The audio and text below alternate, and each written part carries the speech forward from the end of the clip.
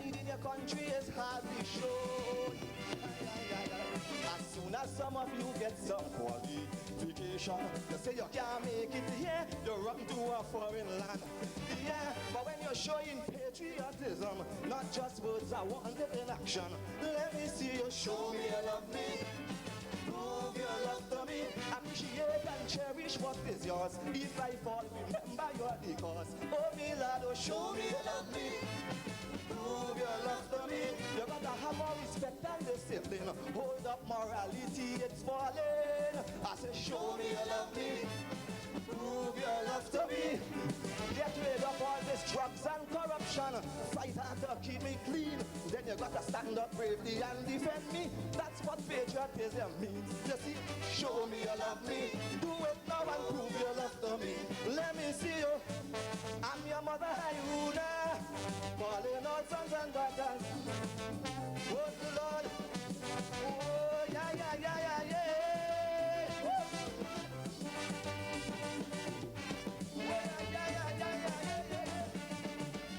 Look, my economy is in jeopardy. Yet you would not diversify seriously.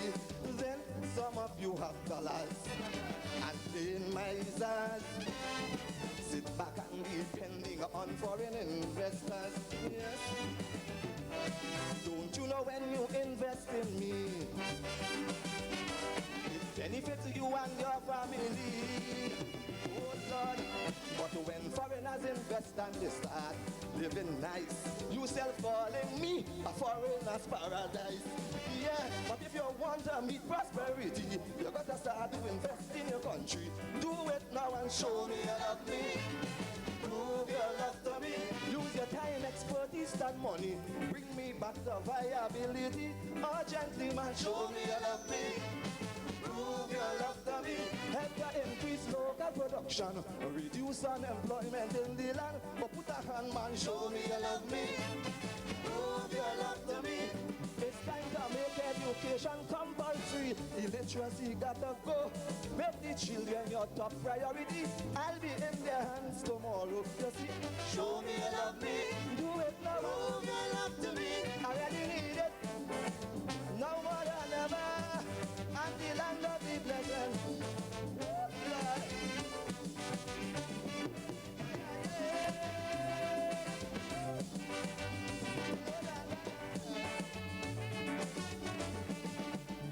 Things here keep getting worse, and it's me you curse. But I'm just an island, you people are the cause. Look, nature in abundance, very fertile lands. Sometimes I believe that I am in the wrong hands. Yes. For those who are involved in politics, yeah. All you develop is self-interest. Yes. Deceiving the populace, you get rich. They stay poor. Look, they don't even want to work honestly no more. No, but if you say you're leading your country, lead me out of strife and poverty. Make me happy, show me you love me. Prove your love to me. Time to stop abusing your power. Use it to make living here better for each other. Show me you love me. Prove your love to me.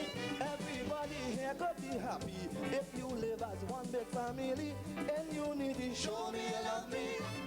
Prove your love to me.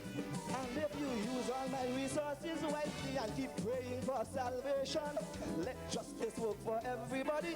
I'll be a model nation. Come on, show me you love me. Do it now and prove your love to me. Let me see you show me you love me. I'm your mother, Haruna. Calling all sons and daughters. Show me you love me. Now more than ever. Prove your love to me. Please come together. Show me you love me. Get more jobs for people, please. Prove your love to me. Establish more factories. Show me you love me. All me produce your wasting. Prove your love to me. Take them now and do something. Show me you love me. Please upkeep law and order. Prove your love to me. And respect for your elder. Show me you love me. Cut out all this gossiping. Prove your love to me. Bigotry and idling. Show me you love me. Let me see you prove your love to me. Vincent Jean, show me you love me. Oh Lord, prove your love to me. Let me see you. Show me you love me. Oh Lord, clap your hands if you love me. Show you are true patriots. Clap your hands if you love me.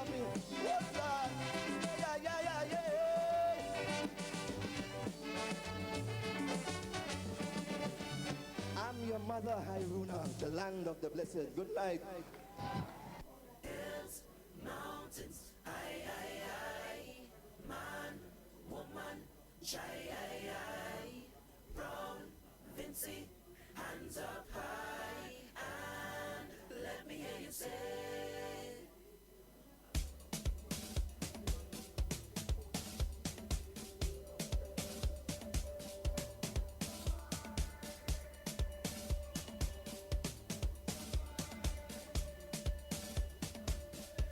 Somebody take me home, home. Somebody take me home, home. Somebody take me home, home. Somebody take me home. Hey. So many places in the world, so many beautiful things to see, but none of it compares to home. I'm from paradise, SPG. So from the hills to the mountains, high, high, high. Every man, every woman, every child. If you're proud to be Vincy, put your hands up high and let me hear you say, this island is mine. Jump and say, jump and say, jump and say. This island is mine. Jump and say, jump and say, jump and say. This island is mine. Jump and say, jump and say, jump and say. This island is mine. Wave and say, wave and say. Take a drive to the countryside. Drop the window and feel the vibe. There's no other place I'd rather be. Me Vincy girl by my side. I tell them all the while, we don't have no gold in our oil, but we have wonderful people rich with beautiful smiles. From the hills to the mountains, high, high, high. Every man, every woman, every child. If you're proud to be Vincy, put your hands up high and let me hear you say, this island is mine. Jump and say, jump and say, jump and say. This island is mine. Jump and say, jump and say, jump and say. This island is mine. Jump and say, jump and say, jump and say. This island is mine. Wave and say, wave and say. Hey, Vincy me come from, and I will never sell out my heritage. So if you're looking for me, don't worry, you can find me up in the hills.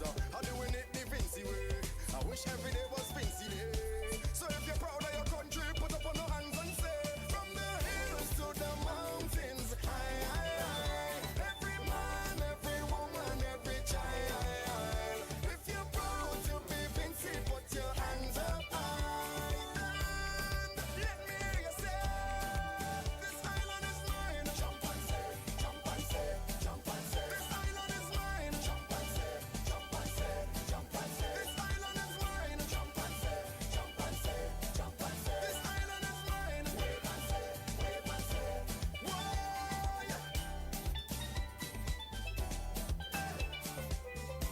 Radler, Skinny Palace. Oh, this island is mine. Oh, oh, oh, oh, oh, oh, oh.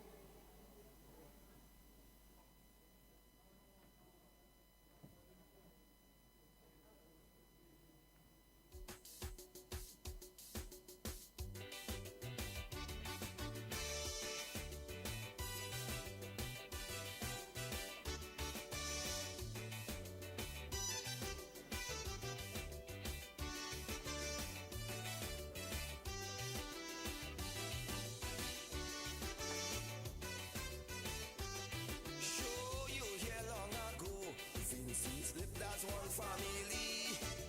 That wasn't figuratively, but literally. And it's because every one of us are related to each other. Whether through blood, marriage, children, religion, history, one way or another.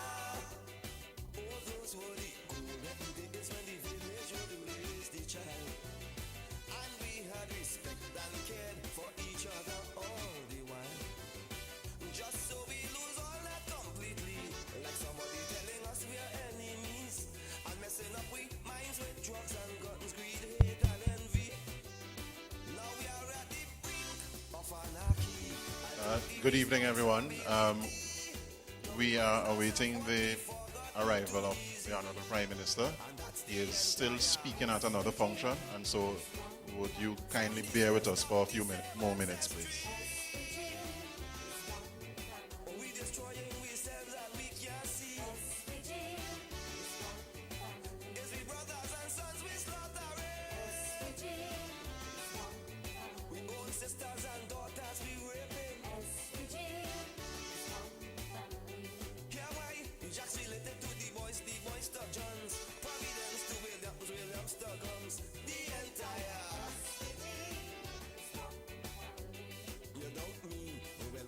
Check your family tree. It would lead to infinity. It's one family. Oh yes.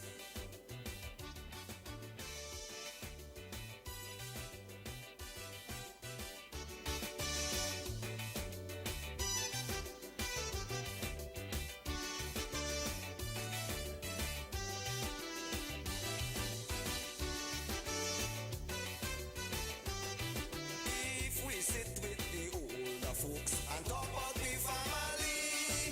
Before they finish, I'm sure you'll see it's spread throughout the country.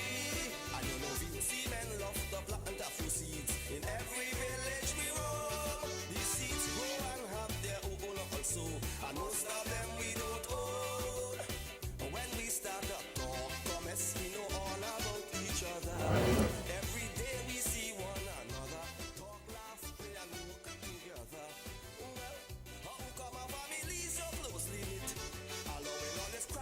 Destroy it and blaming each other while overlooking the culprit. Or sudden greed for luxury create this frantic insanity. Get rich quickly and in the process crush who you see and forget the entire Look, dog and cat stop fighting, why can't we? Young men raping and killing old grannies. Slandering, stealing from each other. You throw a live man in boiling water. And look, it's mixed related to Adams, Adams to Ash, Bailey's to Simon, Peters and Nash. The entire you still doubt? Well, go and check your family tree. 100% I show you would see. So many years we coexisted. How come we could no more? Despite different race, we tolerated each other. Now it's war. Leave me to hear one of we own politicians declare with such blatant racial overtone. Both didn't bring me here.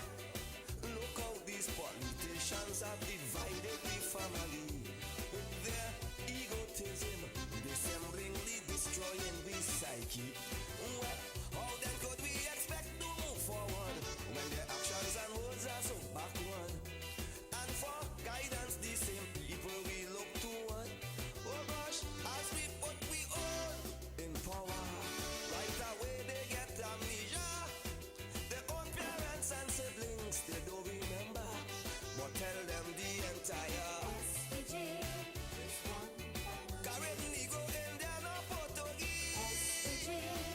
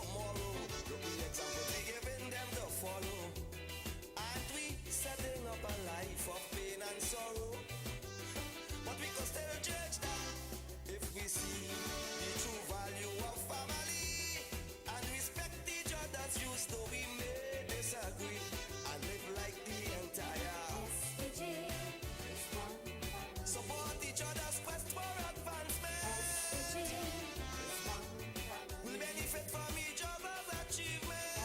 SPG is one family. And what we have must be shared equitably. SPG is one family. Have proper pride in we family. SPG is one family. For look, the Bronx related to the black, white, blue and grays. The Chad related to Belmont, Simmons and Graves. The entire SPG is one family. yes. So if we nurture we family tree, it will go strong and bear fruit for all of we. Entire SPG Is one family.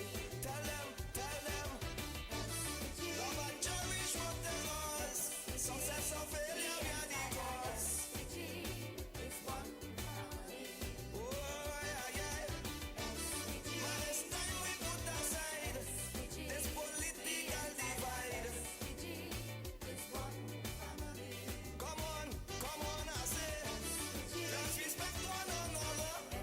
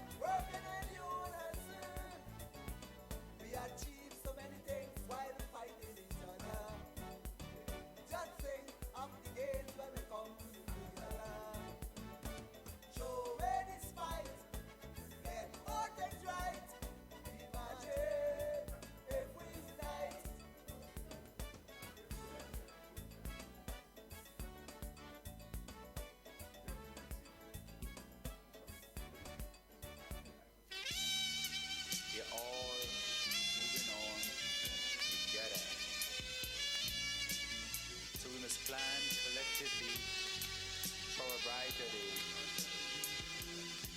No one knows what's in store for the future. True dedication can get us there. Independence is a milestone in our march to prosperity. Now St. Vincent and the Grenadines have a real nationality. We are a nation of many races and have tried hard to integrate. The strength of so many faces shall be the prospects of our fate. So in this moment of history, tell it in every community, our nation is born. Colonialism is gone. Of national freedom, so share our love with someone. The 27th dawn of October, our nation is born. One history, one ecstasy, one destiny, or rather we. Hey, hey, hey, hey, hey.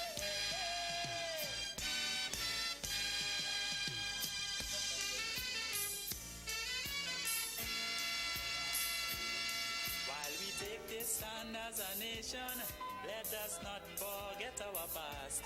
For this future we praise our heroes who fought slavery to the last. Special honors to Marcus Garvey, his sacrifice gave us all a chance. And all the men who fought in this century to bring us this day of independence. So in this moment of history, tell it in every community, our nation is born. Colonialism is gone. Now this is a time of national freedom, so yeah, I love it someone, the 27th dawn of October, our nation is born. One history, one ecstasy, one destiny, for all are we.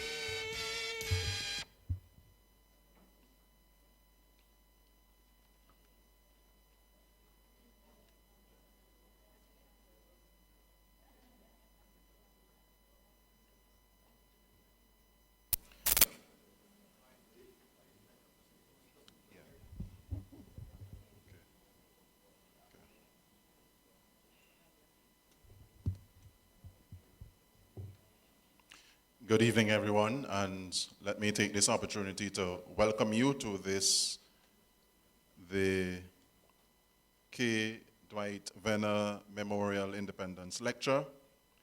And I wish to invite you to stand as I invite Monsignor Michael Stewart, Vicar General of the Roman Catholic Church, Cathedral of the Assumption, and President of the St. Vincent and the Grenadines Christian Council, to lead us in prayer.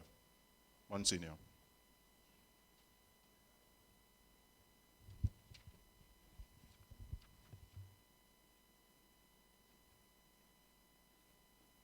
Our help is in the name of the Lord, who made heaven and earth. Almighty God, Father, Creator, Artificer, and Nation Builder, we acknowledge you today as one supreme God, Lord of the universe, and originator of all things that exist. We acknowledge that it is in you we live and move and have our being. Today we acknowledge that you are a gracious and merciful God, for when we were alienated from our original homeland on account of human choice, you gave us your only begotten Son, Jesus Christ, as our Redeemer and Savior. Thus, for grace and for mercy, we thank you. We acknowledge today that it is through the gift of the Holy Spirit, the Sanctifier, that we are able to live lives which are pleasing to you, and so make our way back to the Father's house. For grace and for glory, we thank you. Father, Son, and Holy Spirit, triune God, under whose patronage we come, hear us, we humbly pray, as we celebrate our 40th anniversary of national independence. Hear us as the UWI Open Campus hosts this independent lecture titled Construction, Reconstruction and Transformation, the Promise of Independence. Hear us as the Prime Minister, the Right Honorable Dr. R.E. Gonzalez, give us this lecture. Hear us, we pray, and grant that all our dreams and visions, all our hopes and aspirations may win your favor through Christ Jesus our Lord. Amen.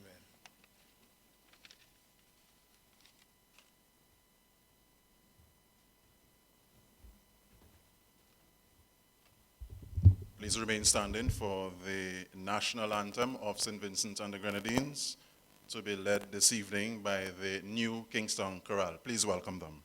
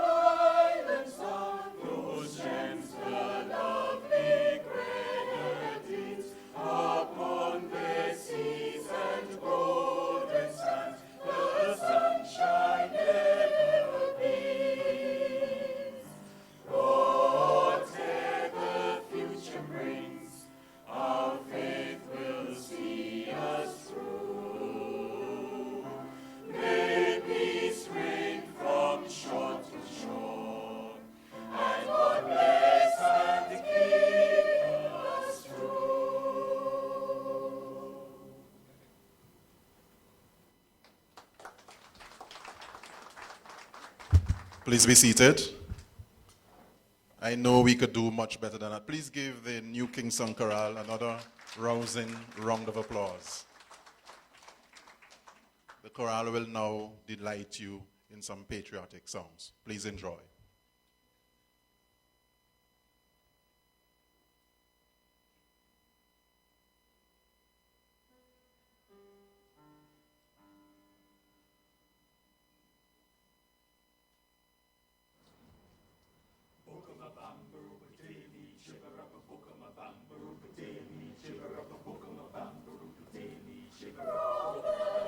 This Lord so bless, so free.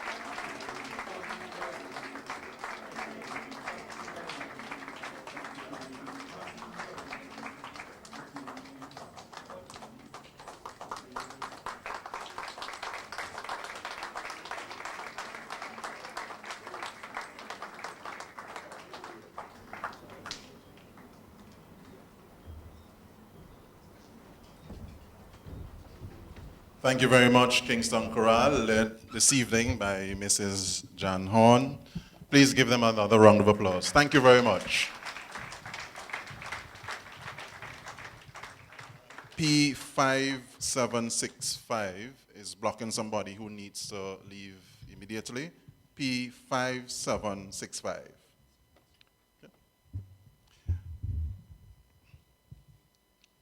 May I now invite the Honorable Prime Minister and Mrs. Dalrymple to the head table, please.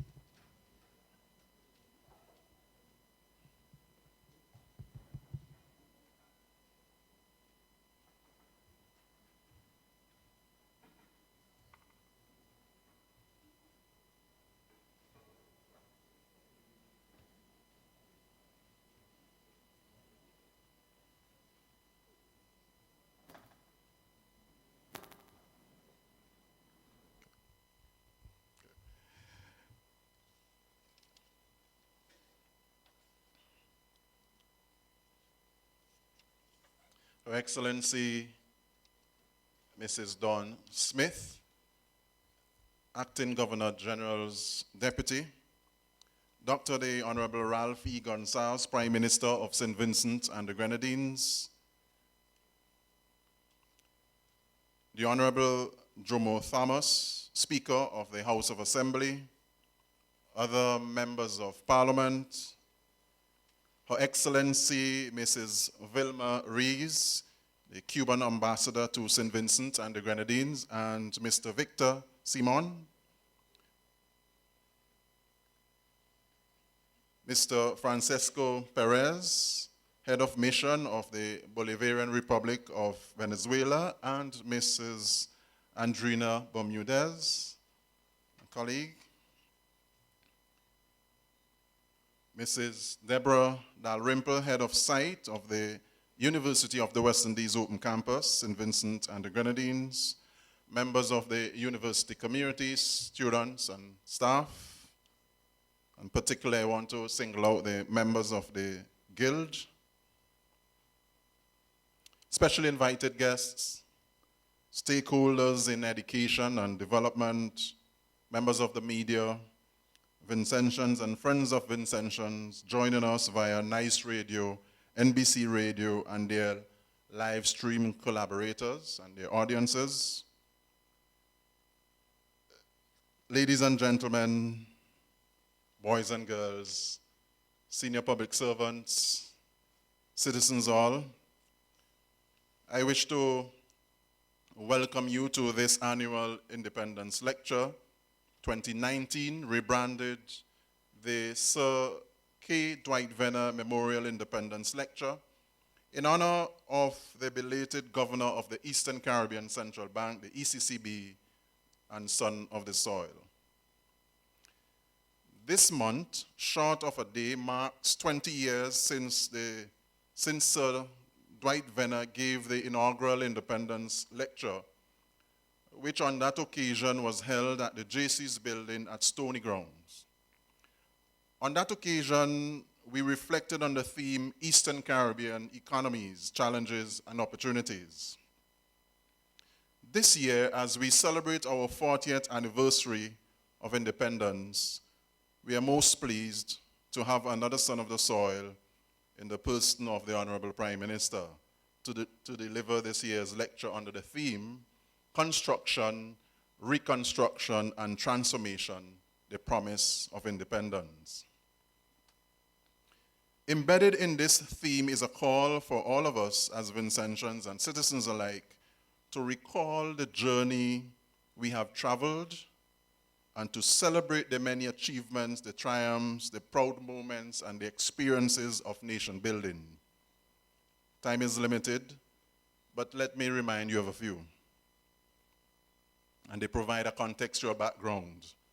As early as March 13th of 1979, a group of radicalized citizens of Grenada, for the first time in the English-speaking Caribbean, launched an attack on the Westminster system, signaling not just their discontent with it, but more importantly, ushering in new hopes and dreams, not only for Grenada, but for the rest of the region, particularly the small states of the Eastern Caribbean, St. Vincent and the Grenadines included.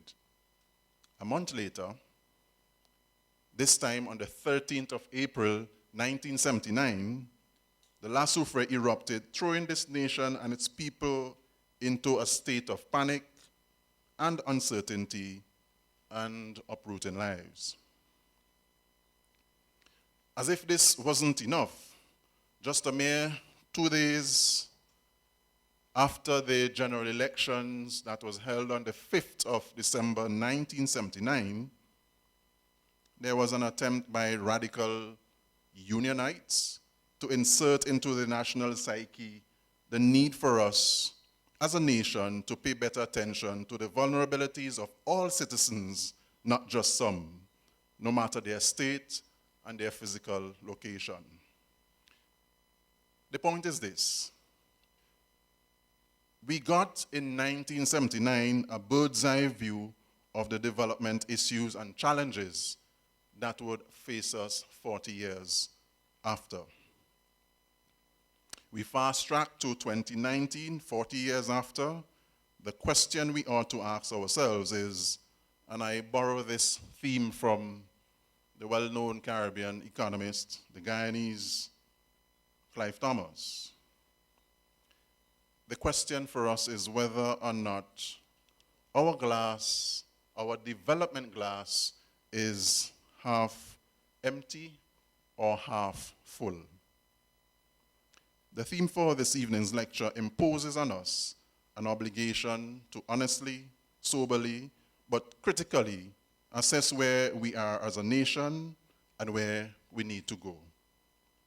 I look forward to Dr. Gonsalves' lecture this evening. I now invite my colleague and head of site, Mrs. Deborah Dalrymple, to formally welcome you to this evening's proceedings. Please welcome Mrs. Dalrymple.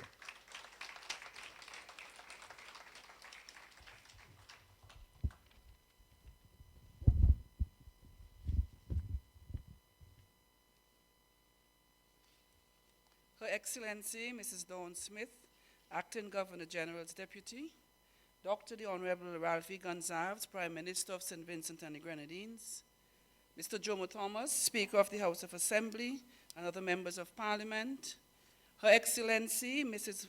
Vilma Reyes, Cuban Ambassador to St. Vincent and the Grenadines, and Mr. Victor Simon, His Excellency, Mr. Calvin Ho, Ambassador of the Republic of China, Taiwan, Mr. Francisco Perez, Head of Mission of the Bolivarian Republic of Venezuela, and Mrs. Andrina Bermudez, members of the university community, executive and graduates, specially invited guests, media representatives, Vincentians and friends of Vincentians, the live stream audiences, ladies and gentlemen, good evening. Happy 40th anniversary of independence to all Vincentians, both present and listening via radio.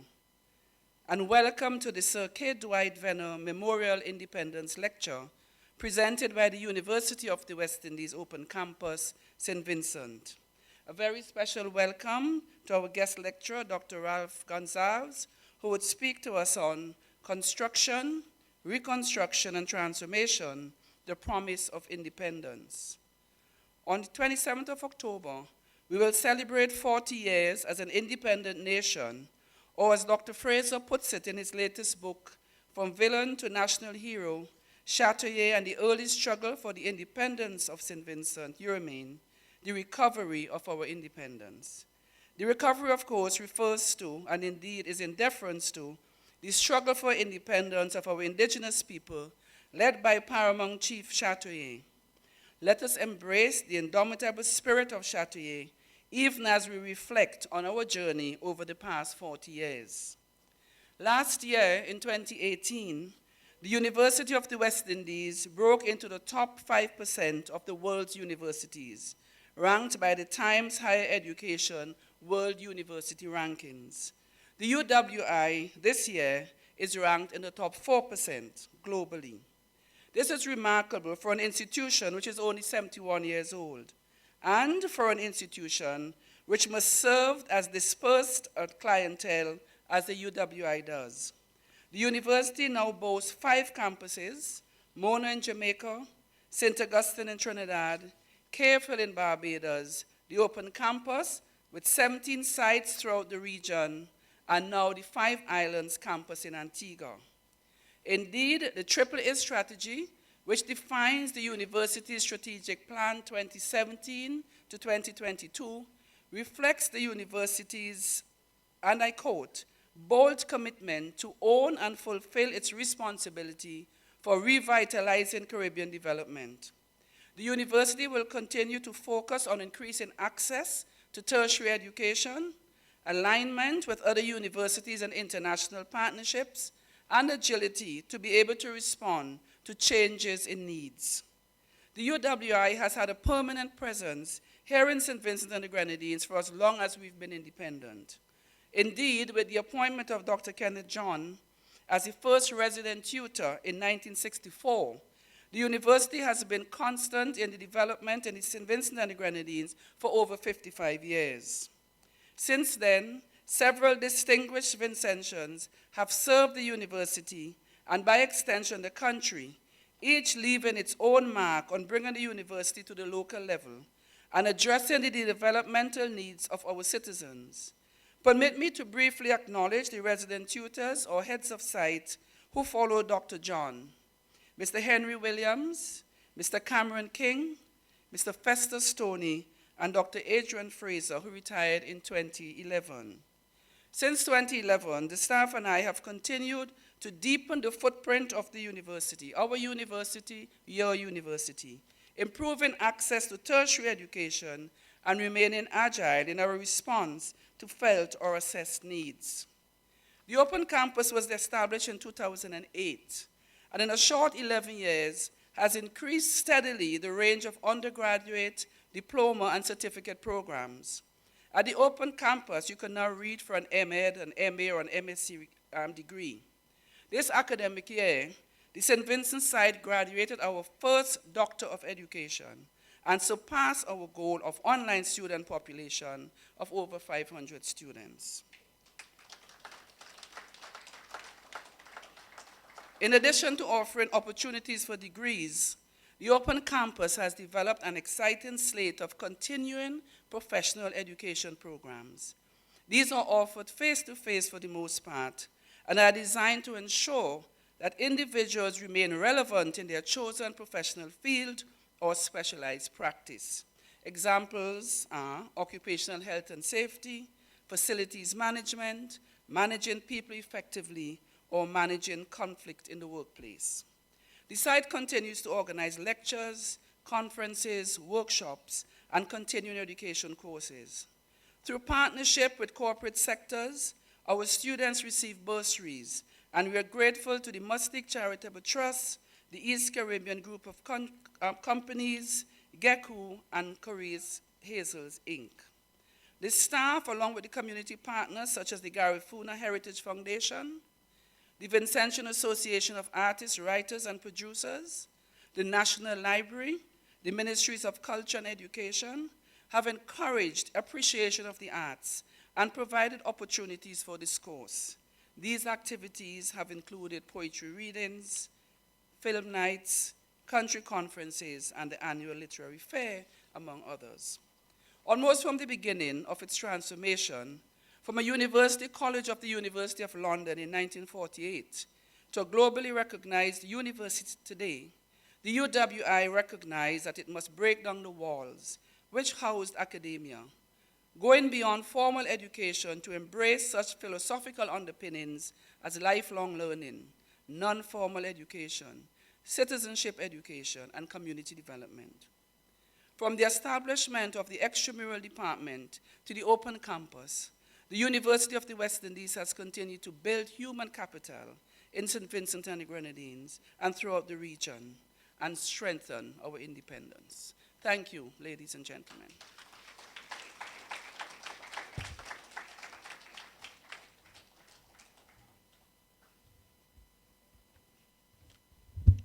Thank you very much, Mrs. Dalrymple, Head of Site, for your welcome and warm remarks. Ladies and gentlemen, it's now my pleasure to invite one of our foremost cultural artists to perform for you this evening. I speak of no other than Kenneth Vibrating Skates Aline. Please welcome him as he comes.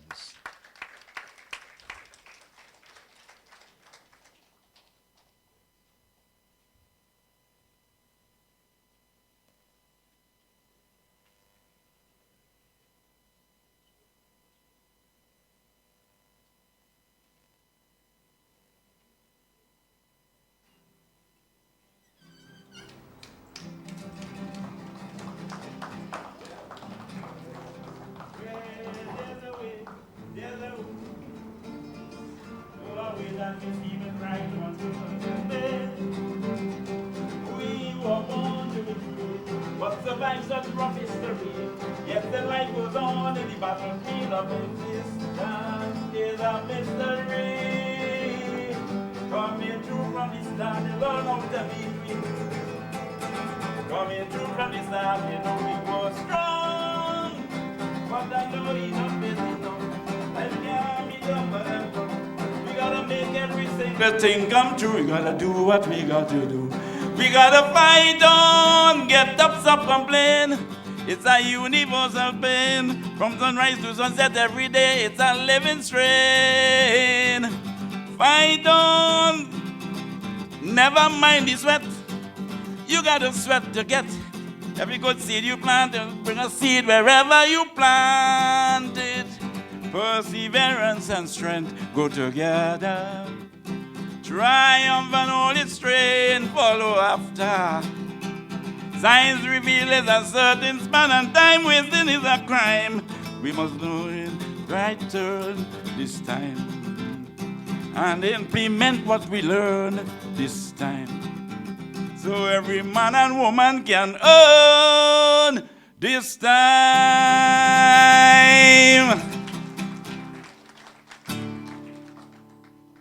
St. Vincent, my homeland, you give me no mansion, no gold, no diamond, yet I love you 1,000,000 for the things that you have to offer. It's more than my heart's desire. Lovely trees, tropical beach, always there within my reach. I say I love you, St. Vincent, me sweet little island, St. Vincent. I love you, St. Vincent, home of the blessed St. Vincent. Everybody now, St. Vincent and the Grenadines, I love you. Hey! Woo! You know, this is a great time for St. Vincent. Some who made it and some who didn't make it. It's 40 years later. I'm not going to be presumptuous and sing my new song that is for next year. So, come brother, not getting a sneak peep. You want a line?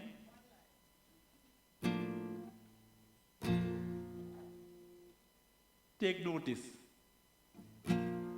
The whole world is noticing me now that we joined the UN community with powers. Comrade, you listening? The whole world noticing, you know? They say only skakes could get them lyrics right. We always get good lyrics, man. And you have people like Blazer Williams judging lyrics in 1979. Look at him right there. We divide up the thing different from now, you know. Everybody don't judge everything. You judge lyrics by itself, music by itself, melody and rendition, presentation. So what you have is competency. Who is competent in lyrics? They judge in lyrics. Who is competent in music? They judge the music and the melody, and in terms of acting. So you had people like Blazer Williams judging the lyrics, Alston Peters judging the melody and the musical side of it, and we had a guy called Tracy Connell, who was an actor in England. He was judging rendition and presentation and so on. So it was well organized. So when you hear Our Nation Is Born became the #1 song, there was no accident. You had good people judging. I'm sorry. Comrade. When I say comrade, look my comrade there. Comrade and comrade. Long time. And I say, comrade, vet this song for me now. Comrade would say, it's good, man. They can't capture you with this. They ain't gonna hold you down. And he said, but this is a mouthful, and you can remember everything. University is a good place to be. We used to be around there with Vinnie Folk and Cammy King, you know. I heard somebody mention Cammy King. And he took us to Barbados and so on. We recorded and had very good songs. So, in 1979, what a year 79 was. A year of intrigues. Monsignor, you're there. A lot of intrigues from January right into December. But we made it, and we are happy. We say thanks to God for making it. As president of the Calypso Association in 1979, getting the tents together, trying to organize and so on, because we did it as the Calypso Association then. And in the middle of September, going into October, somebody said to me in a meeting, but Skakes, you're organizing everybody. You don't have a song? Where's your song? So I had to run home and pick up a nice thing. I wanted to take a good picture of this guitar, you know. Bought in Trinidad in 1979 in Sagoms. Went to Cuba with me in a cardboard box. In Cuba, the case is outside now. I should bring the case in here. These are the artifacts from 1979.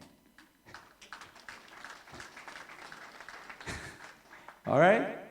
So let me don't hold you up too much because you want to get that lecture going. My thing could be a lecture too, you know. We are all moving on together. So we must plan collectively for a brighter day. No one knows what's in store for the future. True dedication can get us there. Independence is a milestone in our march to prosperity. Now St. Vincent and the Grenadines have a real nationality. We are a nation of many races and have tried hard to integrate. The strength of so many faces shall be the prospect in our faith. So in this moment of history, tell it in every community, our nation is born. Colonialism is gone. This is a time of national freedom, so share love with someone. The 27th dawn of October, our nation is born. One history, one ecstasy, one destiny for all are we. Hey, hey, hey, hey, hey. Da na na na na. Da-na-na-na-na. Da. I'm not hearing you. While we take this stand as a nation, let us not forget our past. For this future we praise our heroes who fought slavery to the last. Special honors to Marcus Garvey, his sacrifice gave us all a chance. And all the men who fought in this century to bring us this day of independence. So in this moment of history, tell it in every community, our nation is born. Colonialism is gone. This is a time of national freedom, so share love with someone the 27th dawn of October. Our nation is born. One history, one ecstasy, one destiny for all of we. Hey, hey, hey, oh, hey, hey. Da na na na na, da na na na na na. Do some manipulate the franchise of world and the suffrage? Just the hope of a bright tomorrow for all the underprivileged. Let love excel our wishes. Our advancement needs plenty of work. Remember, back is death for the nation that opposed this action and lots of talk. So in this moment of history, tell it in every community, our nation is born. Colonialism is gone. Now this is a time of national freedom, so share love with someone the 27th dawn of October. Our nation is one. One history, one ecstasy, one destiny for all of we. Hey, hey, hey, oh, hey, hey. Da-na-na-na-na, da-na-na-na-na-na. My people, hold hand in hand now. Come on. Let me see you holding somebody and stand up. Get up. Get up for this moment. This is a special moment in history. Hold somebody's hand. Whether you like them or not. Tonight is love night. Okay? Hold somebody's hand, comrade. Come on. Hey, my people, join hand in hand now. Put your differences aside. Get your hearts and souls together. We got to build this nation with pride. Work in harmony with good leaders. Never elect no one here to rule. Then we can feel at home like good comrades. Our people must not be election tools. So in this moment of history, tell it in every community, our nation is born. Colonialism is gone.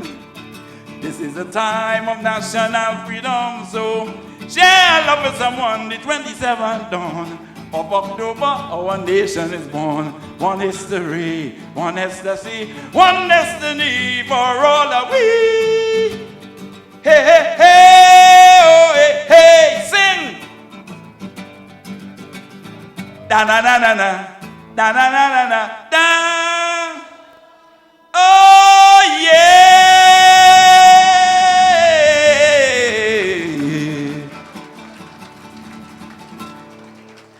Wow! You know, when I say dawn, I realize my dawn is in front here. The acting governor general. 3 cheers for my dawn. Come on. Let's hear it. Good night. Hip hip. Hip hip. Hip hip. And I'm going to be shed now. Please give another round of applause. So, Kenneth, Vibrating Skates, Aline. Thank you very much, Vibrating Skates. I wish, before I invite my colleague, to acknowledge the presence of the staff of the Office of the Prime Minister, also Mrs. Eloise Gonsalves, wife of the Prime Minister. I also wish to acknowledge Minister of Health and the Environment, the Honorable Luke Brown, and also Minister of Agriculture, the Honorable Saboto Caesar, former parliamentarian and Senior Counsel Pierre Campbell, QC. I especially would like to welcome the contingent from the Red Cross, Bernard Morgan and his contingent. Thank you very much. You look lovely down there. I also wish to say welcome to Fun City Radio, Concordia in Toronto, and Concordia, sorry, and Success Radio, API, and STV. Thank you very much. I now invite Mrs. Dalrymple to introduce our speaker.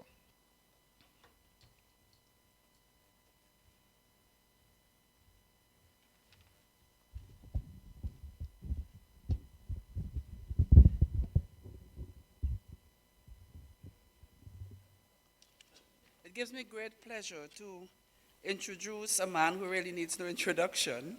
And I was saying to him, I would just come up and say, "Hey, Ralph," and that would be the end of that. But I don't think my staff would be very happy if I was quite so informal. Ralph Everett Gonsalves was born on August 8, 1946, to Alban Gonsalves and Teresa Francis in Connery. He's married to Eloise Gonsalves, née Harris, and has 3 sons, Camilo, Adam, and Storm, and 2 daughters, Isis and Soleil. Dr. Gonsalves was educated in St. Vincent and the Grenadines at the Connery Roman Catholic School and at the St. Vincent Boys Grammar School. He later completed a bachelor's degree in economics at the University of the West Indies, there obtaining several noteworthy accolades, including President of the Debating Society and President of the Guild of Undergraduates. So I want to tell my students at Open Campus, you can aspire to be in Prime Minister if you're in the Guild, you see. In 1971, he obtained a master's degree in government from the University of the West Indies, and in 1974 and 1981, he obtained a PhD in government and a degree of utter barrister at the University of Manchester, England, and Gray's Inn in London, respectively. Dr. Gonsalves became the deputy political leader of the Unity Labour Party in 1994. The ULP went on to win the general elections held on March 28, 2001, and he has remained Prime Minister of St. Vincent and the Grenadines ever since. While pursuing his political career and prior to his becoming Prime Minister, Dr. Gonsalves practiced law extensively and successfully before the Eastern Caribbean Supreme Court in a wide range of matters, but particularly in the fields of constitutional law, administrative law, matrimonial law, real property law, law of tort generally, and law of contract. Dr. Gonsalves has researched, written, and published extensively on a range of matters touching upon the Caribbean, African, trade unionism, comparative political economy, and developmental issues generally. Among his latest publications are History and the Future, A Caribbean Perspective, The Politics of a Caribbean Civilization, Essays and Speeches, The Making of the Comrade, The Political Journey of Ralph Gonsalves, Diary of a Prime Minister, 10 Days Among Benedictine Monks, The Case of Caribbean Reparatory Justice, Our Caribbean and Global Insecurity, The Making of a National Hero, Law and Practice in St. Vincent and the Grenadines, The Political Economy of the Labor Movement in St. Vincent and the Grenadines. A very prolific writer, and I really had to read out the list because I can't believe he found time to do so much writing while, everything else that's going on in his life. So please help me welcome Dr. Gonsalves to the podium.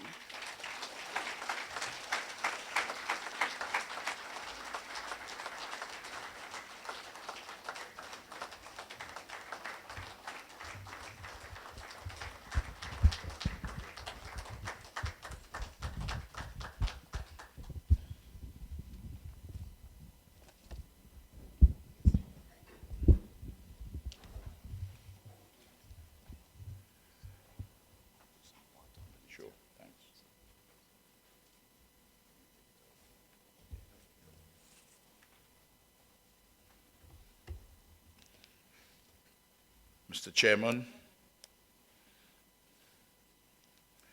Your Excellency, the Governor General's Deputy, members of Cabinet, Parliament,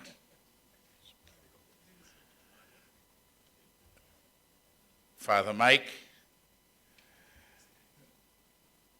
distinguished former Attorney General, Panel Campbell QC, members of the Diplomatic Corps. I see some aspiring candidates for the next general elections here. Jomo, sorry, Mr. Speaker. Members from the Red Cross with Bernard and all invited guests. Now, I want Vibrating Cakes was paying tribute to Her Excellency, Mrs. Dawn Smith.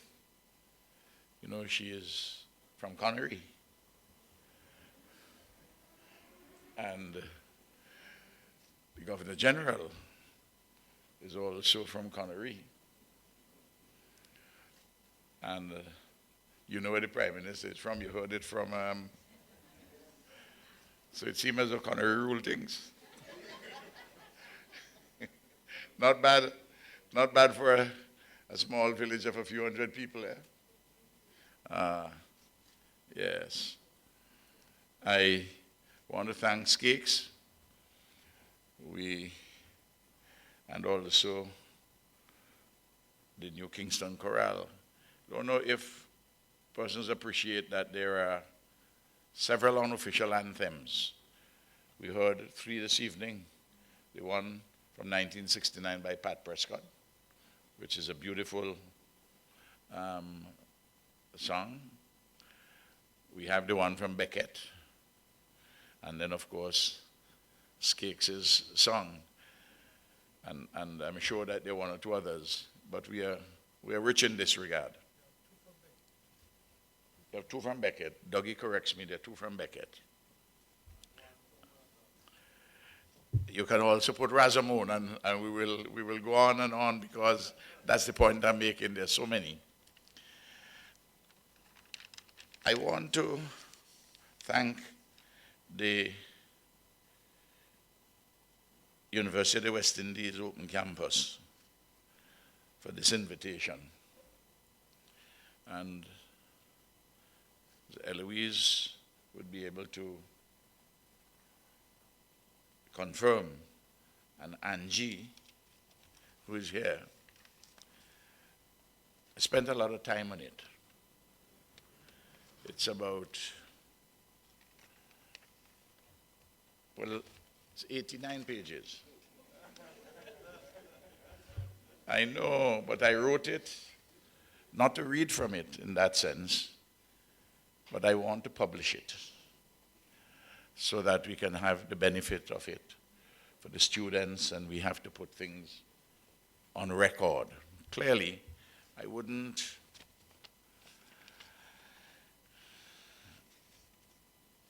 touch all the issues raised, but I want to highlight at least the following matters in the discussion on the subject: construction, reconstruction, and transformation, the promise of independence in St. Vincent and the Grenadines. I want to review what happened between conquest and settlement, 1763 to 1800. And land distribution between 1763 and the present time. The peopling of the nation, the demographics. You know, a lot of times analysts ignore some of these things. But all of us here know that what happened in conquest, between conquest and settlement, helped to shape immensely the future of what we now know as St. Vincent and the Grenadines.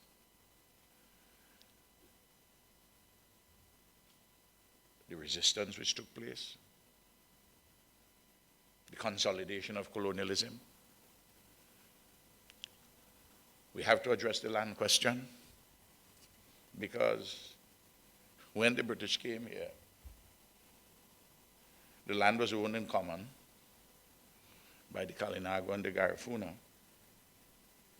And indeed, they used their sovereignty and independence to permit the French to occupy some lands on the western side of St. Vincent and the Grenadines, then known as Uramain. Some say Yulu and the Bagos, and others Hairuna, same place. And then, of course, the peopling of our country. You had about 10,000 Kalinago and Garifuna estimated here when the British arrived in 1763. By 1800, you had no more than 1,500. And then, to satisfy the plantation economy of sugar, about 55,000 slaves were put to work, enslaved Africans, enslaved African bodies, mainly from West Africa. And then Madeira and Portuguese were brought between, well, first of all, liberated Africans, quote unquote liberated as indentured servants, certain number, a small number. Then over 2,000 persons of Madeiran descent, Portuguese descent from Madeira. And then,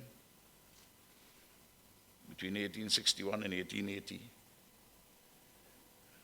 2,500 Indians approximately. So you notice, the indigenous peoples are wiped out. They're Anglo-Saxons, constituting the colonial regime, the planter merchant elite, enslaved Africans. Then other Africans, small number, and they came about because they were left at different posts at the time after the slave trade was abolished in 1807 in British ships.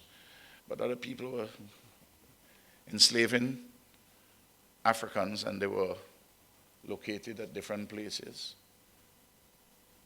And some were recruited as indentured servants. And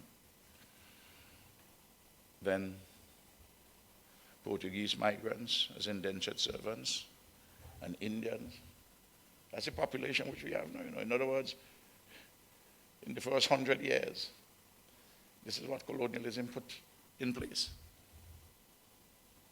So we have to understand these foundations. Then,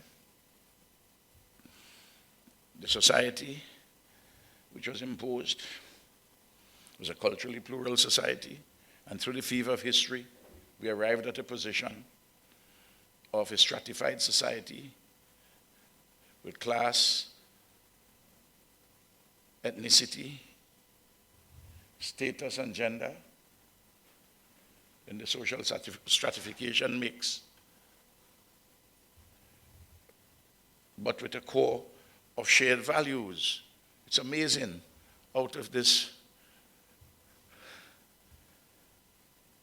feverish history, that we were able to evolve in this way. How did this happen? And then critically, this thing called the state, the institution of the state, how it emerged. What is this thing? What role does it play in our lives?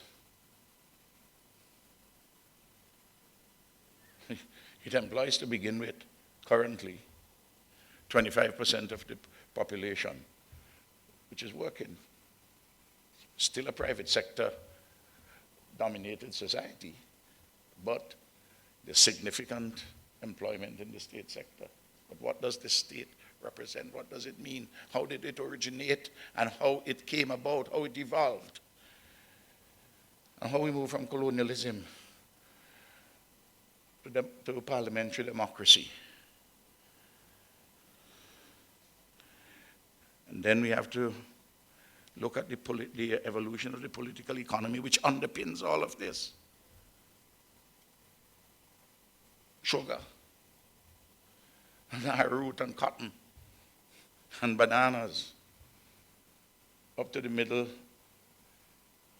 1990s, and then our efforts to establish a service-based economy from then and subsequently. What does that mean to all of us?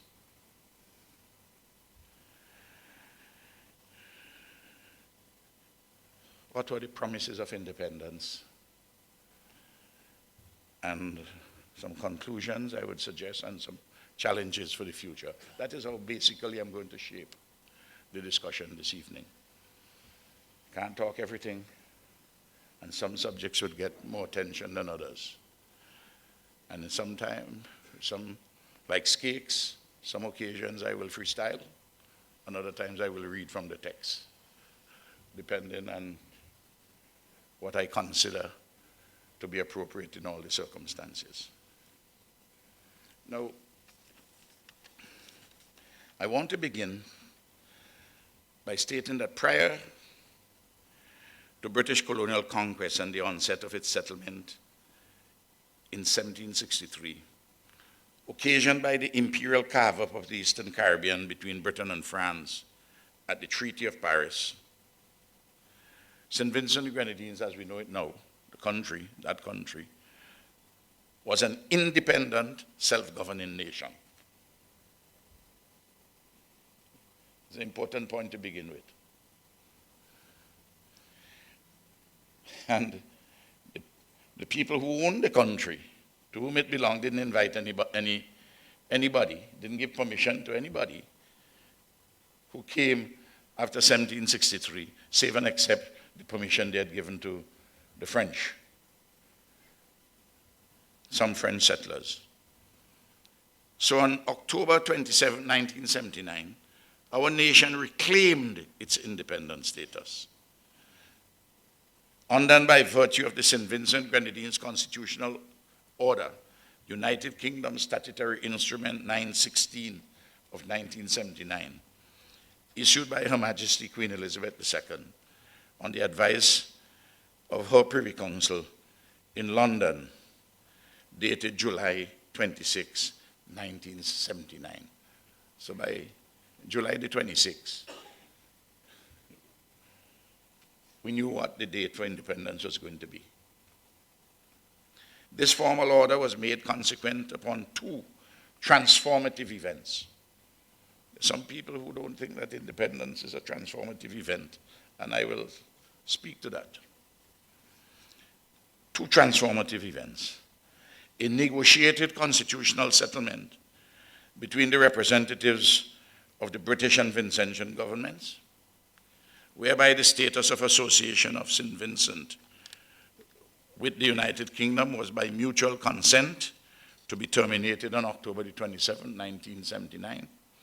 And two, the request for and consent to the making of the constitutional order was effected by way of a resolution of the House of Assembly of the Associated State of St. Vincent and the Grenadines on February the 9th, 1979. In other words, before the eruption of the volcano, the Parliament here had already given their consent by way of a resolution to move to independence on a particular date.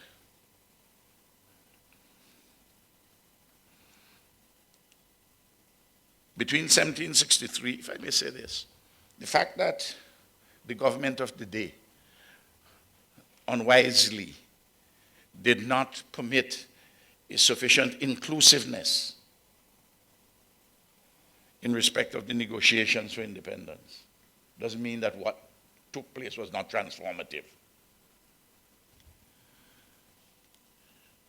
Between 1763 and 1979, British colonialism ruled the political roots in various constitutional guises and at varying levels of local autonomy, save and except for a 4-year period, 1779 to 1783, when its imperial rival France temporarily dislodged its governance. By the way, where there still ripples, lands which were given to Colonel Etherington on the western side of the island, where when the French came and Colonel Etherington had some soldiers with working the land. You think it's only the prison the prisons you have that kind of thing, or police people working land? Happened long ago. And the French came and took possession there. And from there they came down to what is now Kingston and took over the country for 4 years. But I say there are echoes. You see that land with Colonel Etherington? You have about 200 and something acres. We are actively discussing now. The cabinet has taken a decision to carve it up for farmers, traditional workers and farmers, to get into the legal business of medical cannabis. We'll have to do some preparatory work by putting a jetty, because there are problems by road to go across the Richmond River. That is what colonialism gave to Etherington. It will come to the brethren who are going to, and sisters who are going to produce medical cannabis. You notice how we're still solving the problems from there? Why it is important we understand it.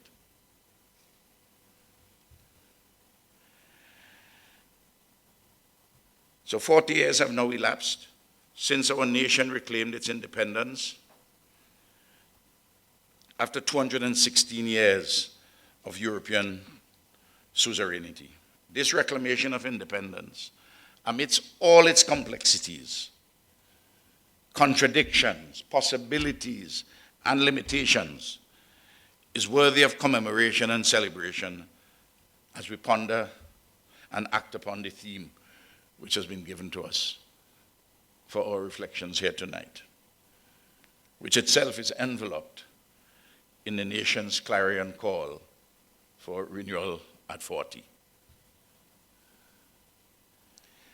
I want to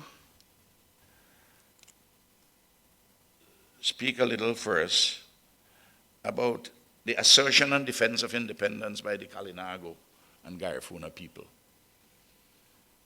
Because what happened in St. Vincent, and that is what it was called before independence, after the British came. So when I use St. Vincent, the Grenadines, one is after independence, the reclamation of independence, and one is before.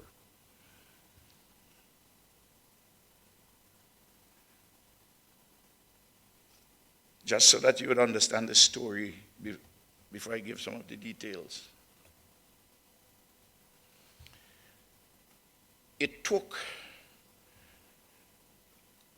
the greatest imperial power of the day, Britain,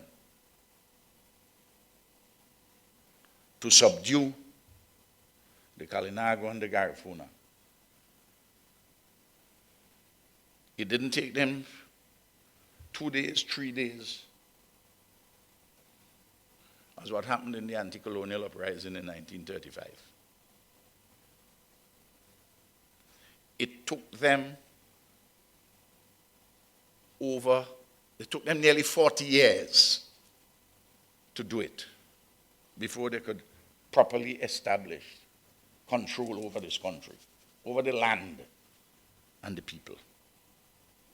Nowhere else, absolutely nowhere else in the Caribbean did indigenous people in this manner for their sovereignty and independence and for their lands. Nowhere else.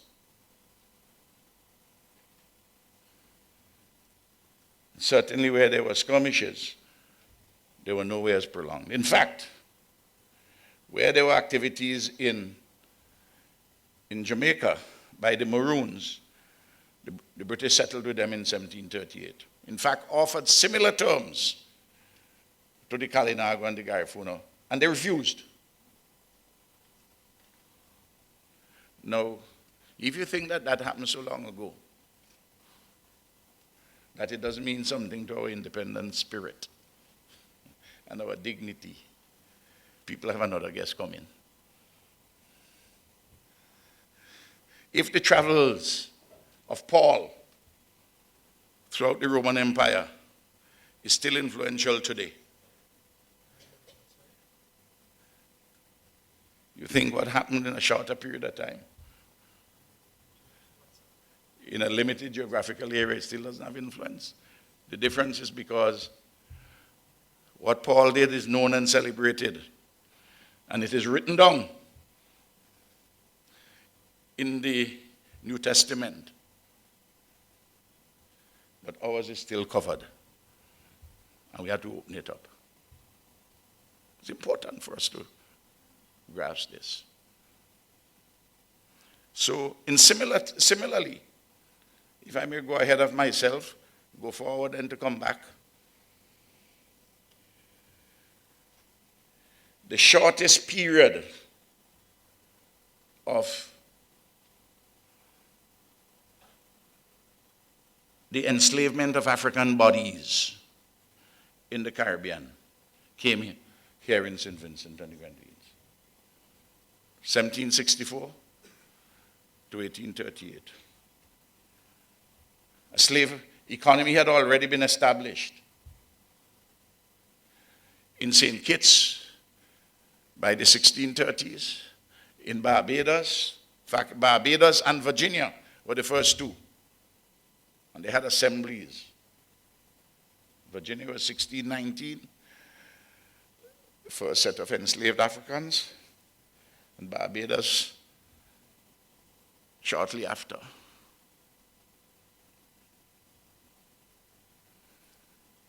Antigua, the islands which were ceded, quote unquote, to the British at the Treaty of Paris. Dominica, Grenada, Tobago, and St. Vincent and Grenadines. Tobago is basically a land without people. Dominica had Kalinagos, but a very small population relatively. And they had about 500-600 Frenchmen and women involved in activities, serious activities there. They're located between Martinique and Guadeloupe. Grenada was already touched by colonialism. The French had established the elements of a state there. And that's why, when you had for the Windward Islands, that the capital went to Grenada. But St. Vincent and the Grenadines, and you had slavery in Grenada when it was ceded, organized by the state. But here in St. Vincent and the Grenadines, that was not the case except on the western side of the island, where the French settlers has brought some of their enslaved Africans. So that when the slaves ran away from Barbados, where they had no mountains to hide, and they came here, they know what slavery was like. So they weren't, and they intermarried, they had children with the Kalinagos. They weren't allowing anybody to come and fool around with imposing slavery here, because they know what it was like in Barbados. That again is unique in this St. Vincent and the Grenadines. I always tell people that not because a lot of people come and meet us and we talk nice and polite. There was once a judge here and he was behaving in a particular manner on the bench when I was practicing law. I went and talked to him privately. I said, listen, your attitude is wrong with lawyers and people who appear before you. I said, this is a strange place. It's a unique place. I said, one morning you will wake up, and when they pull in the rope, you'd realize that everybody pulling the rope one time on you. But if you don't know it, you have to know it. So don't believe that because we are so similar, we don't have differences. So I want to talk about the assertion and the defense of independence by the Kalinago and Garifuna people. It is innate to human beings who live in organized societies to assert or reaffirm the natural and precious right to sovereignty and independence, their associated fundamental collective rights to their lands, internal waters, seas, resources, and their inalienable right to self-government. Empires never understand that. Whether it's the Roman Empire, whether it was the Ottoman Empire, the British Empire, the Spanish Empire, the Portuguese Empire, and now the American Empire. That is something which a lot of people take for granted. That innate sense. They don't like other people try to rule us.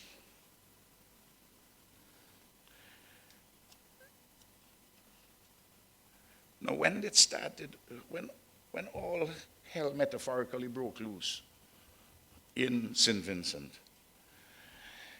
is when the British said, they made a declaration in 1764, that all the land in the country belongs to the British Crown. Well, if I own all the land before and you just come where you come from, I didn't ask you to come. You come from far away in Europe. You come and say that my land belongs to you. I'm going to fight you. I'm bound to fight you for the land. It's natural. And you want to rule me on top of that? No. I'm going to fight you. And there's a lot of bush. There are a lot of mountains. You could have a lot of weapons. But we can wage guerrilla war against you. This is what happened. I'm giving you graphically, this is part of the construction of our country. And we know the story, how this official land grab immediately sparked widespread guerrilla resistance, punctuated by peace agreements which the British duly broke until 1795, when Chatillon was ambushed and killed, a circumstance which presaged the people's defeat, subjection, and deprivation. And in victory, the British were brutal. It doesn't, the fact that today we are friends of the British doesn't mean that we must hide the fact that they were brutal. It doesn't mean that we live in the past. But we understand that past for it to help us how we must act today so that we do not desecrate the future, which of all time is the only time we have possibly to desecrate, since the present is the past and the past our fathers' mischiefs.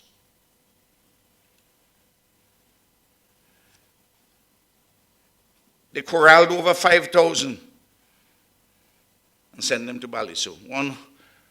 One half of whom died, as we know, over a 6 month period from hunger, lack of food.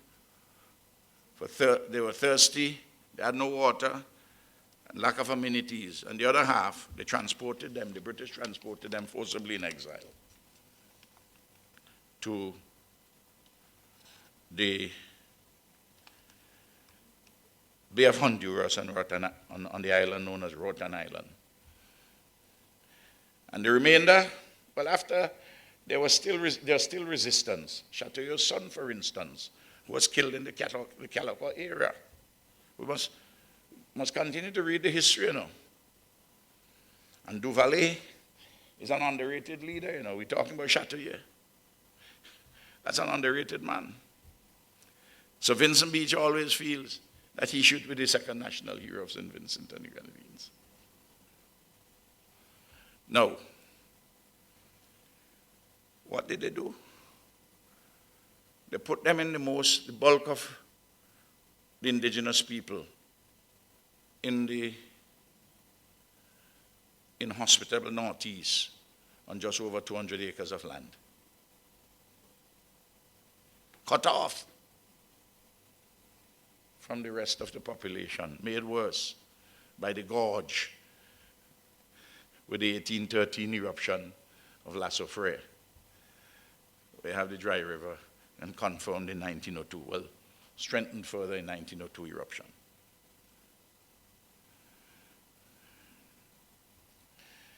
But what the British did, incidentally, you know, by 1800, they took away the right from, they declared that no indigenous person, no Carib as they call them, which is a pejorative term, had any right to own land. 37 years earlier, in 1763, they owned all the land before the British came. Now they can't own a piece. And then you wonder, just think about it.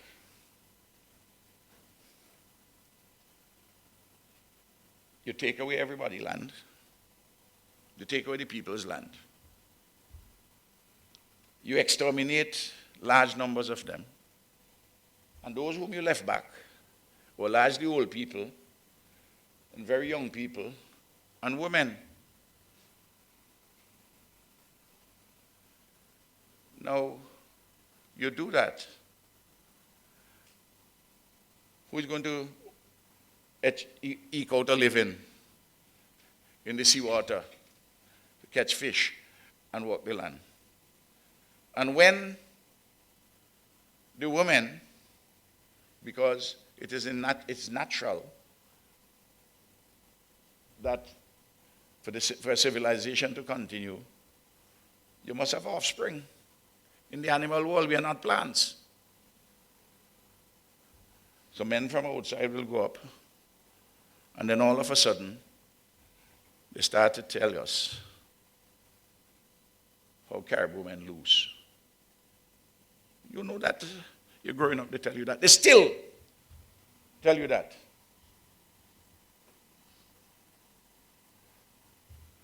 You see the origins? You see where it is? Why we have to interrogate this thing properly and come to a proper understanding. When on the other hand, it's those very women who are able to hold their families together. Strong women. Same thing. Like the African women, and the Madeiran women, and the Indian women. And while the British were saying that these were loose, they didn't have prostitution, you know. You go to the streets of London, you have it. In those days. And we have to cleanse our mind of so many cobwebs. To clean our minds to see the path going forward. Not to live in it, you know, doggy.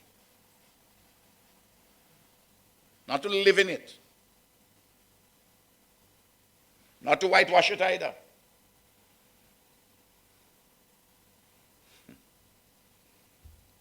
Not today. If you're Kalinago or Garifuna,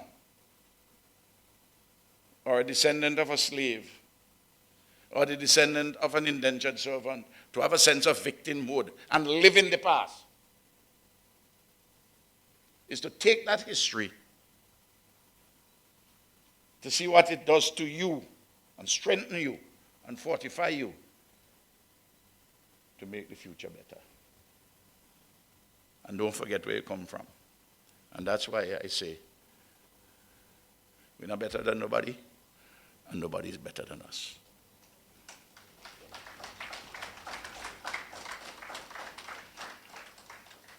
You know, I want to read a long quotation from Professor Max Edelson. Published a book in 2017. I didn't know of its existence until I went to Virginia and he gave me a copy. I went to Virginia in June. It's called The New Map of Empire. And this is what he said. Bear with me. Britain, and there are several quotes in this from a number of authoritative sources. He said, Britain invaded Carib country to complete the settlement of that very important and valuable island. That's in quotation marks, you know. That's what was considered. This place was valuable. By the end of 1772, 2 army regiments arrived to force the Caribs, the indigenous people, Kalinago and Garifuna, to terms, modeled on the 1938 treaty with the Jamaica's Maroons, designed to make them, quote, useful subjects instead of dangerous enemies. If they declined, instructed Colonial Secretary Hillsborough, troops were authorized to forcibly transport them off the island, perhaps to some unfrequented parts of the coast of Africa. That's where Hillsborough said, there's a street here named Hillsborough, you know. In our 40th anniversary, we need to keep the name Hillsborough.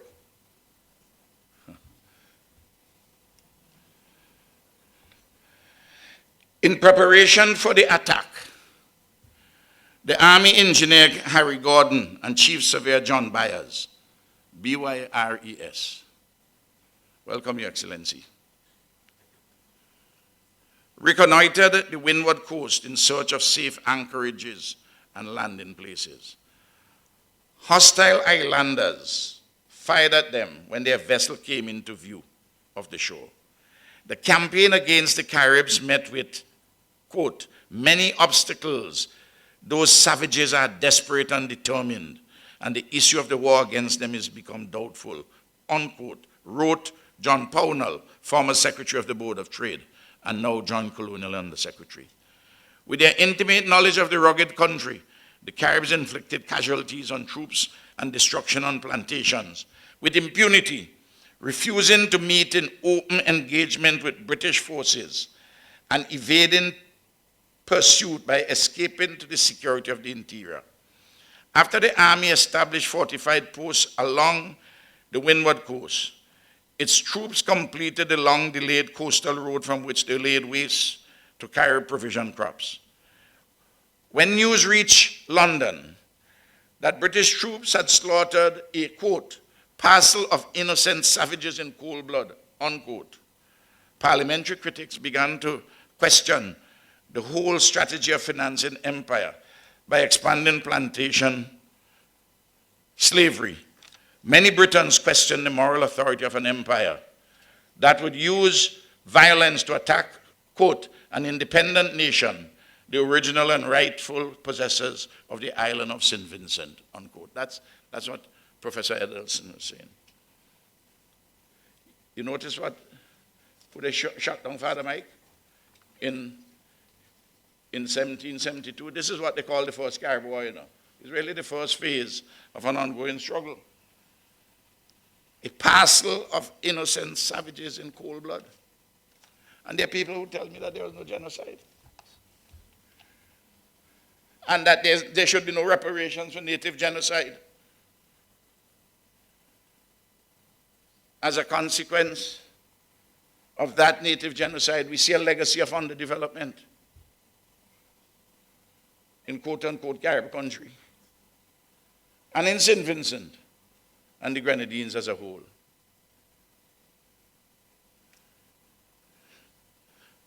And there are people who tell me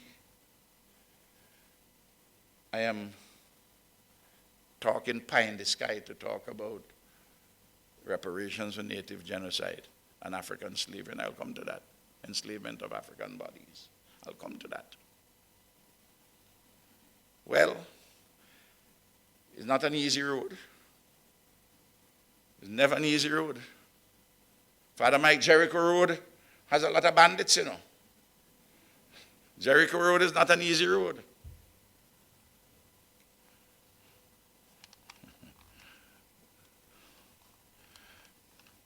And as we know, priests, not Father Mike, and Levites will pass by and leave you.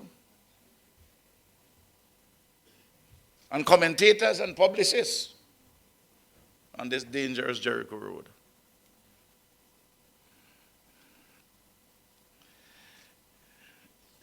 Now, Dr. Fraser has written, as you have heard, on this very subject.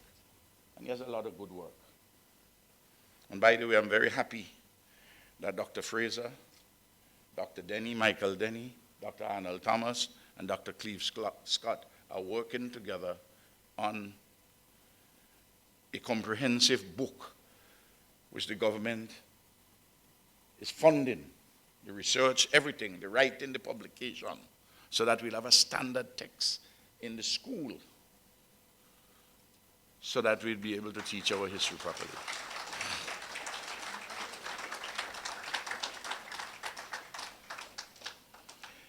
Now, between 1764 and 1800, the British disposed of nearly 40,000 acres of land on the island of St. Vincent. That's a remarkable story, you know. You will say, well, yeah, but St. Vincent got more land. Yes.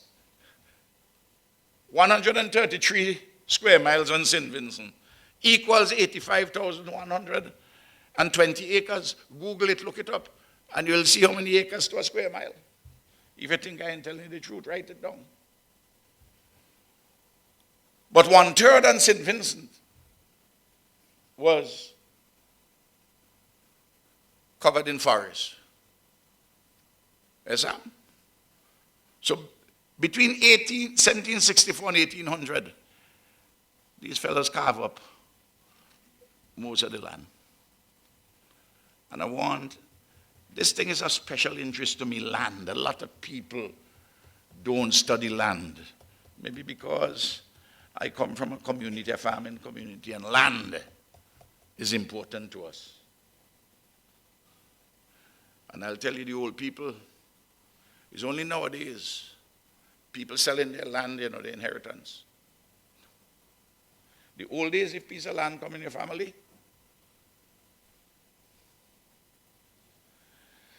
you don't sell it. You keep it. And in the old days, they used to say land for the boys and money for the girls. Well, land for everybody now, quite rightly. And that's an important issue to be addressed. And the progress we have made in our patriarchal society, where the power is distributed along patriarchal lines. And we'll see the progress that women have made. Enormous progress. But the land. First, there was a grant of 4,000 acres to General Robert Monckton, a British hero of the 7 Years' War, because that is what the Treaty of Paris brought to an end.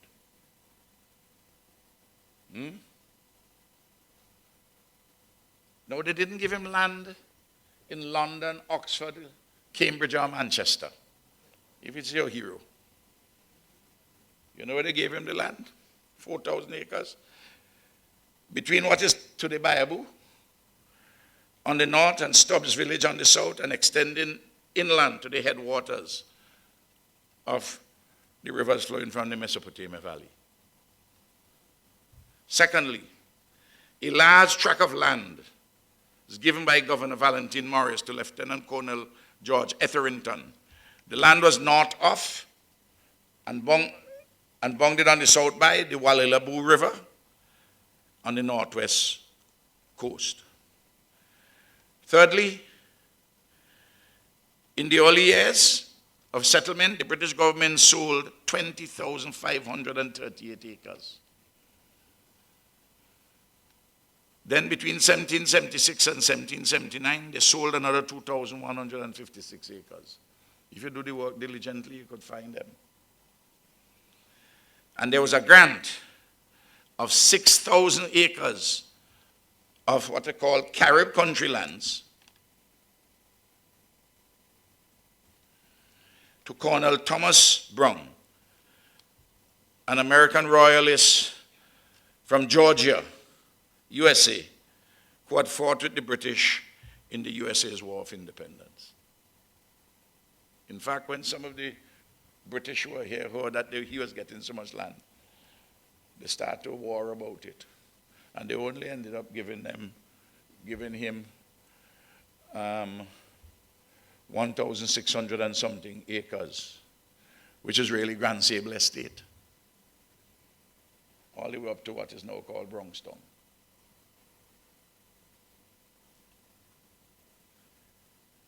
PR, it's like yesterday it happened, when you tell the story. It's like yesterday it happened, because we see the living things. And you go up Chester Cottage, you find a lot of Bronx. Huh? Bronx with an E.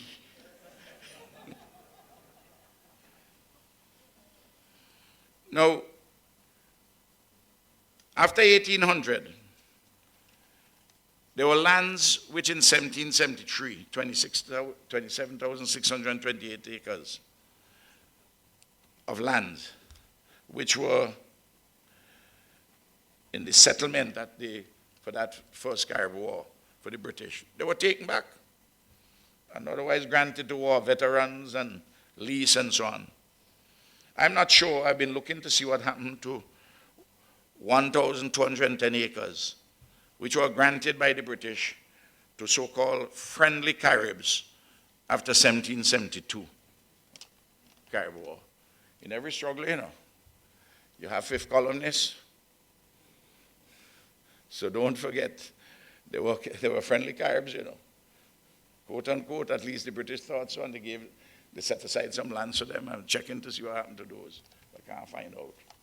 So in every struggle, you have to examine the horns of men and women, It's an ancient admonition.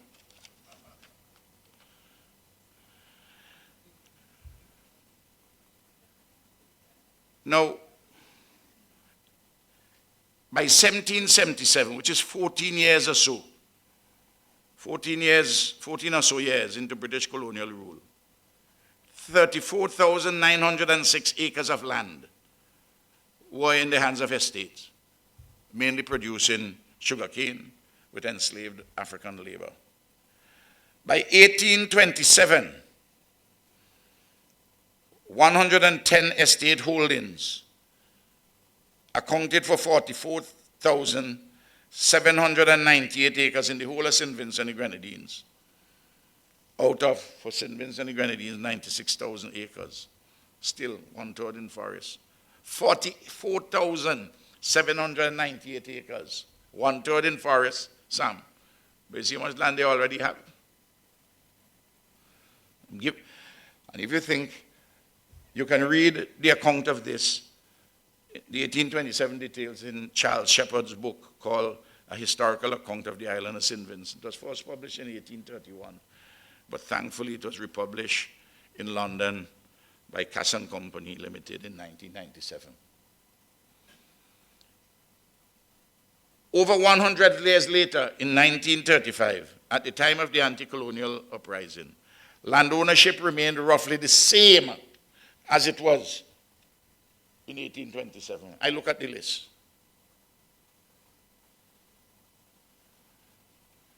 And that was despite the fact that after the big hurricane in the 1890s, and the British had sent a royal commission out here, and they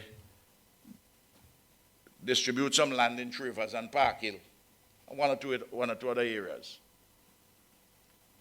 Adrian has discussed that question too. Then, in 1946, the Colonial Land Settlement Scheme, that came because McIntosh was demanding land settlement, land reform. 4,004 acres of land at 13 locations on the northwest of St. Vincent between Curtains and Richmond Vale were divested from private estate ownership into government hands and small peasant holdings. If you want to read more about that, John has a very good book, not well known. And for a lot of people it's boring, but it's a minefield of information. Because this particular information, he was working at Surveys now, so he got the old files. And he has it in his book. It was not until the period between the late 1970s and 1985 that estate land ownership and the plantation economy virtually collapsed due to a combination of popular democratic and trade union activism, the inefficiencies of plantation agriculture, the internal alterations in the mode of production arising from the shift to banana cultivation, from sugarcane and arrowroot to banana cultivation, the changes in the external political economy which made the plantation-focused sugarcane and arrowroot production uncompetitive, and of course, land distribution interventions by an increasingly democratized and self-governing Vincentian state apparatus, James Mitchell, Milton Cato, the gave lands. Interestingly, Joshua, who campaigned a lot for lands for the landless, when he was in power, only the lands at Fancy he took. Look elsewhere. Or he took some lands in Connery to build housing estate and one or two other places. But large-scale land reform that was done by Mitchell and Cato. Papi Josh didn't do it. It's an often overlooked point there. And when we're talking about who to put for national heroes, I support Joshua too, you know. And I support Joshua.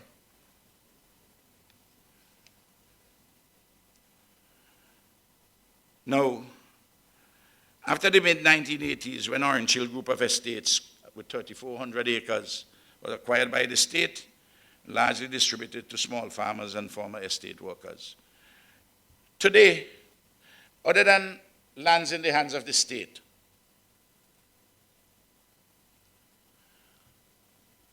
on mainland St. Vincent, you will hardly find any one plot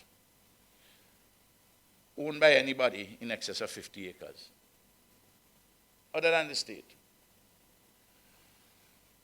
Of course, in the Grenadines, you have Mustique, you have Canawan, you have Petit St. Vincent, you have Petit, you have Palm Island, and also foreign ownership of lands here in St. Vincent for hotels like Bocama and down at Peter's Hope, for the move-into services. And a significant landowner now is the Cocoa Company, which is largely owned by a British resident in Beckway, but who has a Vincentian citizenship. And he's doing good work with cocoa, but it's a fact that he has a lot of land. But the Cocoa Company has a lot of land. And he has leased much more than what he actually owns. And what condition did British colonialism, with its illegal land grab and native genocide, leave the Kalinago and Garifuna people? I want to read a summary handed down by a special magistrate named John Anderson, with his colonial and even racist prejudices. In 1836, 73 years after British colonialism was established, and 41 years after Chateauyeur's death. Just in case, Your Excellency John Anderson lived in the great house at Connery Estate, Upper Yard. You know where the grafted mango tree them used to be, and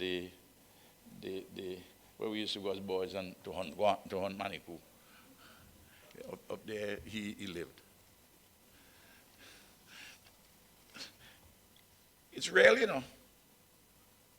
Father Mike, it's real. I'll tell you what John Anderson said, and it's very interesting.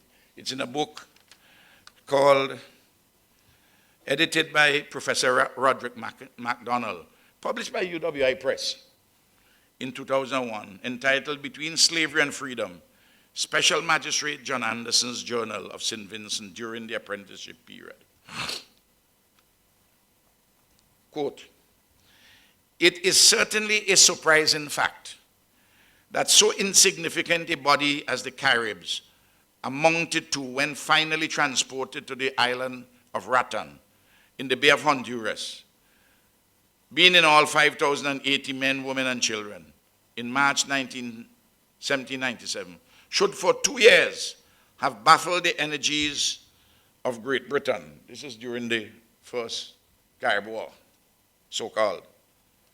"It speaks little for the military skill of the generals employed, even allowing for the localities of the island favorable to the guerrilla warfare." Of course, he's an Englishman, he's there, speaking little of their military skill. We ain't talking about the military skill of those who resisted. No, taking that for granted. "With their extinction as a warlike nation, every energy seems to have expired.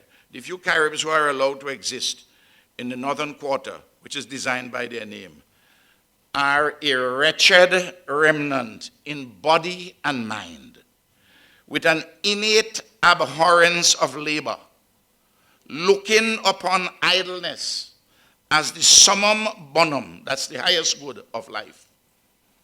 Idleness, this fellow is saying. You come and take away the lands, you know. "They are still divided into yellow and black Caribs. The latter sprung from the Aborigines and Negro slaves. Being passionately fond of spirits, the planters occasionally succeed in rousing them, the Caribs, from their torpid state by the temptation of rum, when they will assist in shipping off the sugars from estates. In every other respect, they are useless to themselves or others." Now, there are a lot of prejudicial statements here, there's a lot of racism. But what John Anderson, amidst all of what he's saying, that when the British were finished with the Kalinago and the Garifuna, what they call the Caribs, they were a wretched remnant, weak in body and mind. That is how a once proud and tenacious people had become after they had been subjected to what they have been subjected to. Father Mike, when you're doing the book of Isaiah about people, the Hebrew people, who coming out from captivity, there's a parallel here. So that, I don't want you to corrupt Isaiah, but you understand the point I'm making.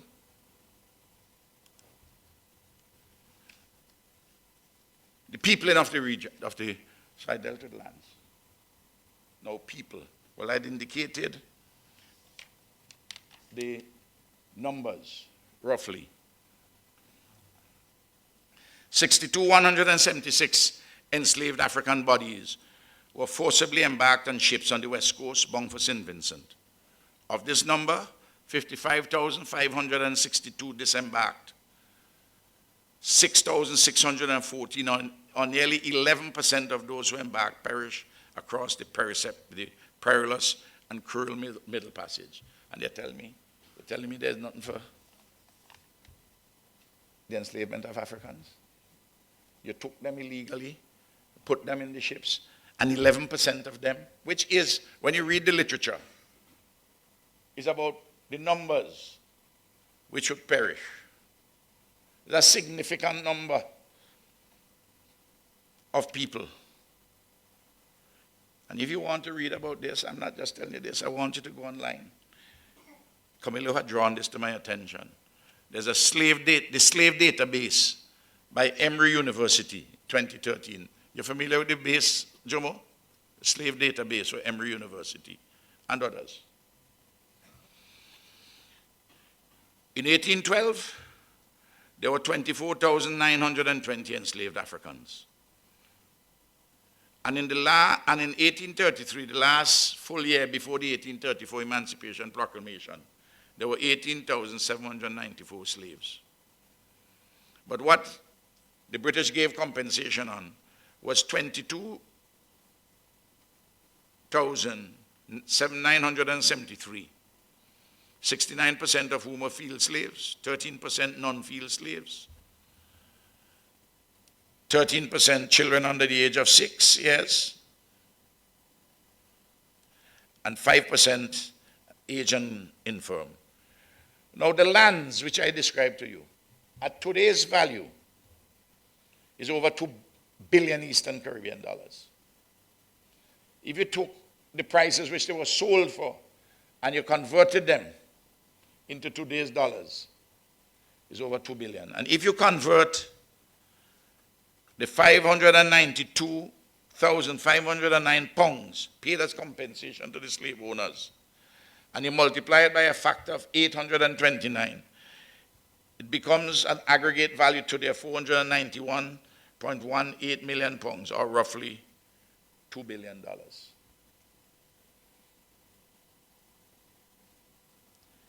Why 829? Go and read University College of London,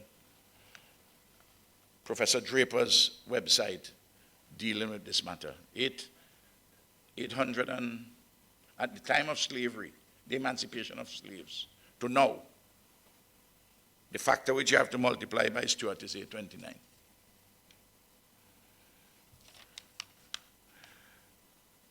Now, when the emancipation of slaves took place, free villages were established, own account work. Some people don't want to go into agricultural labor for below subsistence wages, but they needed to get more labor. 1,000 came in the late 1940s, quote unquote free Africans, over 2,000 Portuguese, and about 2,500 Indians. All told, those three categories between 1845 and 1881 is 5,775 persons were brought in as indentured laborers. So you have the Africans, who at the end of slavery was, as I said, 22,973. And then, of course, you had this other population mix come in. Well, that's the country which we have today. And one of the descendants of the indentured servants from Madeira is the Prime Minister. One of the descendants from the slaves is the Speaker of the House. Well, how we are today, which is the next subject. How have we moved from? Well, let me just make this point about the population as we moved on. You know,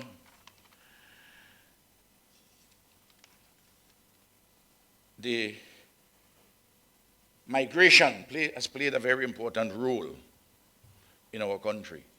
People coming to populate and going out. And the data, I have a lot of data on that. But in the latter period, we have for instance, in the most recent intercensual period, the population increase has been very marginal. There's 900 and something people in those 11 years, new. And what we have is, in terms of ethnicity, 71.2% mainly African descent, then mixed 23%, mainly African and mixed with other ethnicities, indigenous 3.3, Indian 1.1, Caucasian 0.8, Portuguese 0.7, and others 0.2%. The others would include particularly some of the more recent arrivals from the Middle East and Chinese and so on. So what we have today was set in place, Father Mike, in the first 100 years. No. We have taken a long time to deal with the question of the land, because the plantation system collapsed between late 70s and the 80s. Of course, there were remnants after that, but basically.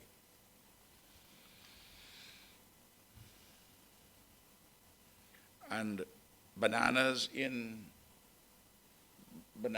with the subsidies in the marketplace was a good commodity for small farmers to produce with the subsidies. So that helped the distribution too, as I indicated. How have we arrived now? Because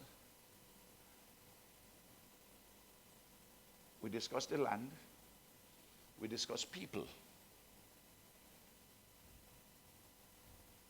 We have to discuss how with that land and the people we move from a culturally plural society in which every ethnic, racial, cultural section had its own relatively distinct pattern of socio-cultural integration.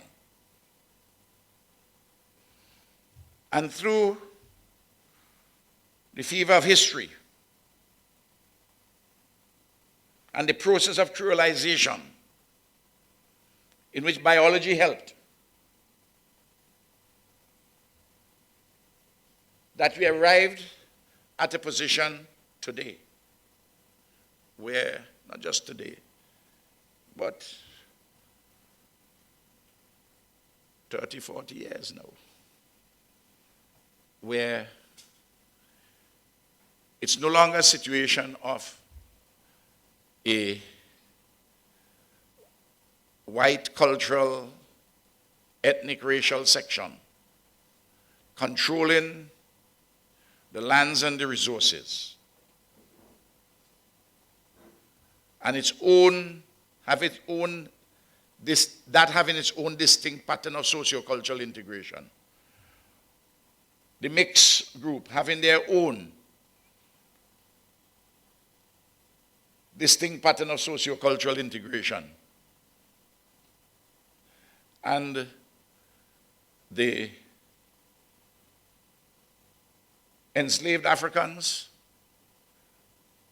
and the Kalinago and the Garifuna with their own pattern of socio-cultural integration. And that society was kept together by force. Religion, Father Mike.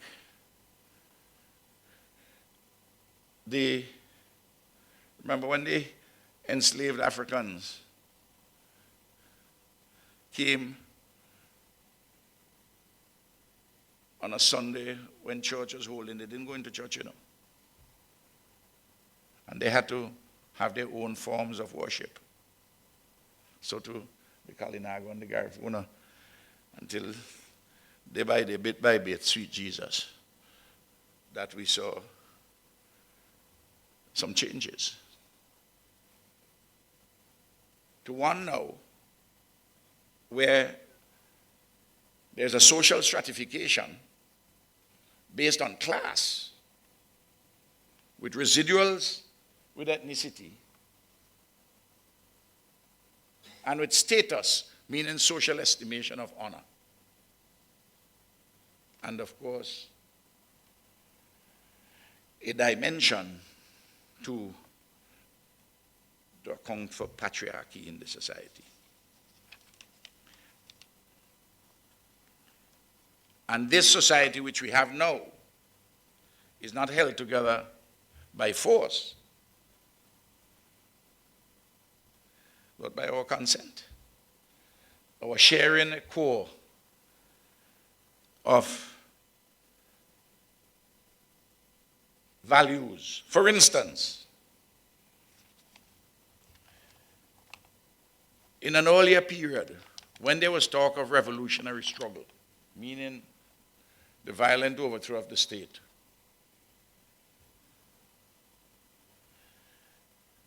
it has turned out that Grenada is, in the whole sweep of history in our Caribbean, a modern Anglophone Caribbean, an aberration in the way in which the NGM came to power. And that what we have is a commitment by everybody, well, overwhelmingly, to parliamentary democracy, voting, with a government and an opposition. That is why, and a lot of people don't understand this, every time you walk out of the house, you lose votes. Because people are committed to this principle of you being there. That is what they put you in council for. The old people tell you that. Don't walk out. Of course, the state has a legitimate monopoly on coercive power. You have a judicial system, the police, there are laws made by a free parliament.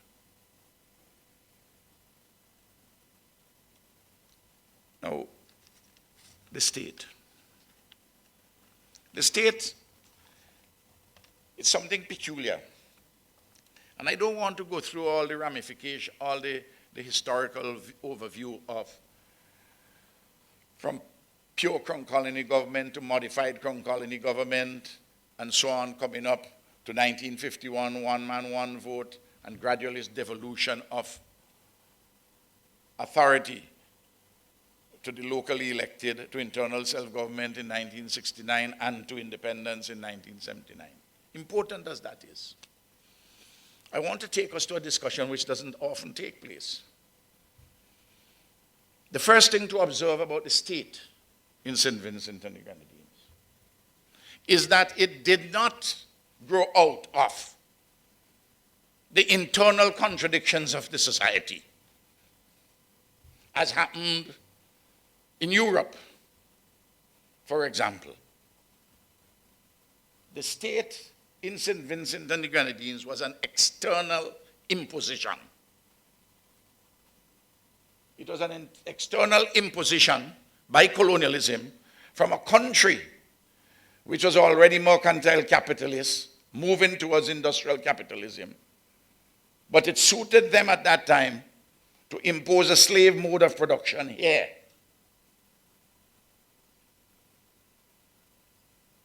So the first thing about the state is to notice that it was an imposition. And it came as a force standing above society, not emerging from it as a consequence of struggles within that society, where one side would win and occupy some central authority. No, imposed from outside as a force hovering above. And in the early period, imposed by force. Of course, consent came later. Popular democracy.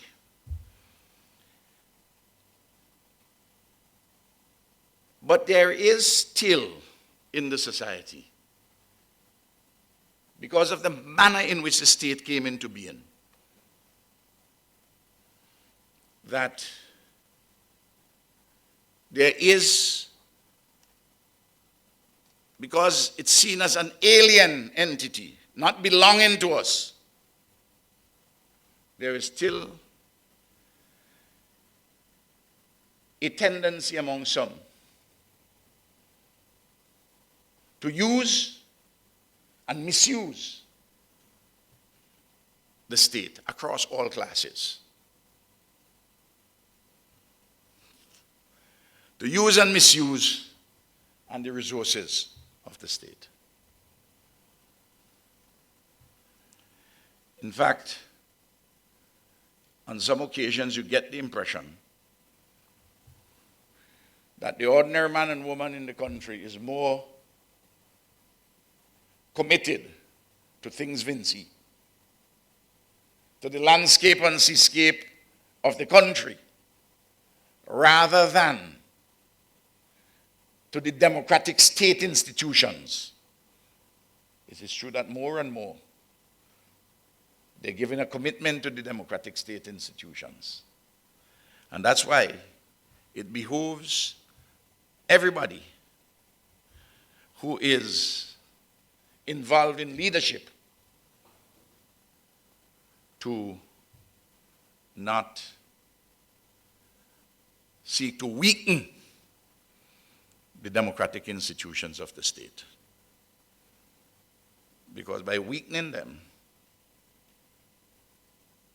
you are reducing the possibilities of the state itself to act as a force for good, as the state indeed, the democratic state, has acted as a force for good for the people of St. Vincent and the Grenadines, as the people over the Dry River, who took light and water for them, who put road, who put school, who distribute lands. It's the democratic state, who give them a clinic, who distribute housing lots, and more would be distributed on Monday. So I think that's a very important consideration which we must bear in mind. Now,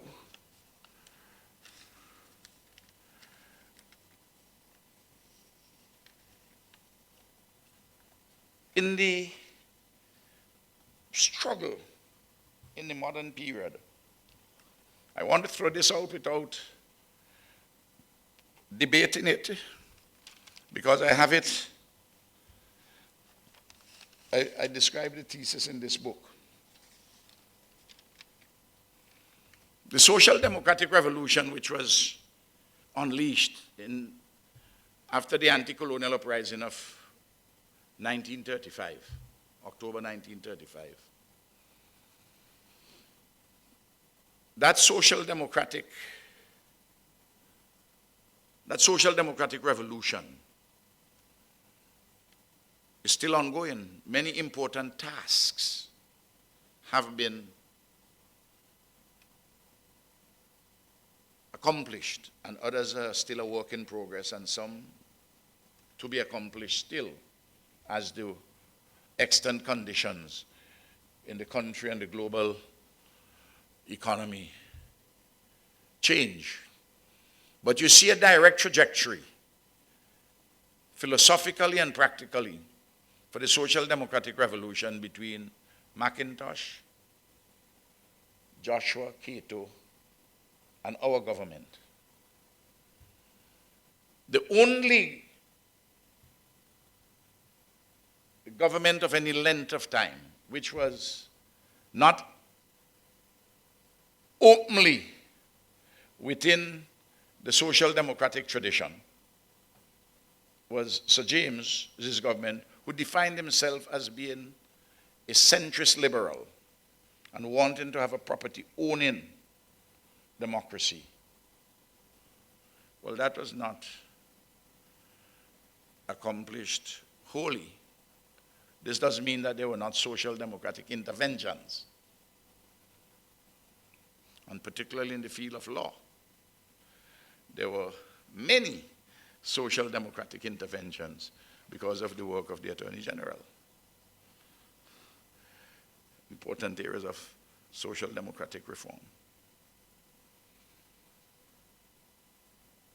And that struggle still continues. The people have to ask whether social democracy has expired. I happen to think that it's given greater lease of life, or whether you want to turn back the clock on social democracy and the social democratic revolution.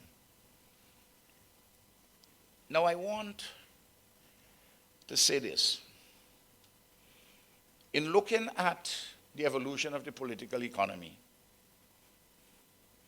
I want us to appreciate the nature of the principal modes of production. There was slavery, of course, there was primitive communalism prior to the establishment of slavery. There was, at the end of slavery, capitalism introduced slowly at first, but more fully later. And that is what we have. But there were subsidiary modes always. Small-scale trading, small farming, and the like, which may or may not have explicit links with the capitalist economy writ large. But within the mode of production, productive forces may alter, which have an effect on real life, including politics and the direction of the society. One important development of the productive forces in this country was bananas.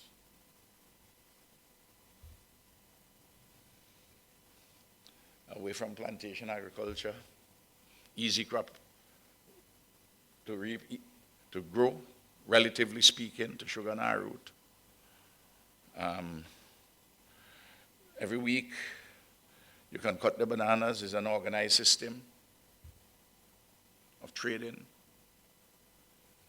And the rise of banana, in my view, the rise of banana and the gradual constitutional devolution and the end of the plantation system undermined the politics of Ebenezer Joshua. Joshua's base was the agricultural working class and people at the port and sanitation and the like. He railed against the plantation system. Well, if that is breaking up through all the various reasons, and if bananas are growing and people are independent farmers now, and you would see the lease which those things gave the Cato St. Vincent Grenadines Labour Party. Bananas created the stability for a functioning democracy in this country, and given rise to a greater sense of responsibility by people. More and more they had a stake in the system. A number of persons on the left didn't understand the importance of bananas. I want to put that down as a marker for further discussion I have there.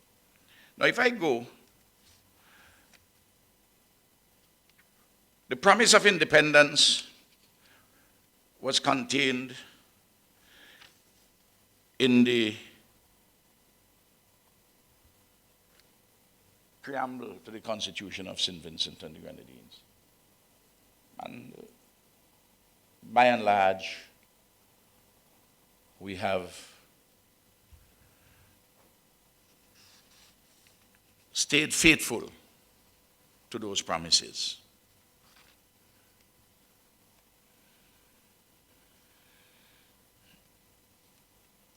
But because the material base had to change, because we had to build a modern, competitive, many-sided post-colonial economy, at once national, regional, and global, you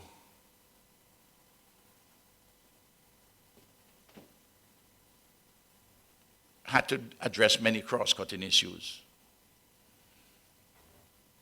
You had to address the education revolution. You had to address energy. You have to address airports, citizen security, because we have moved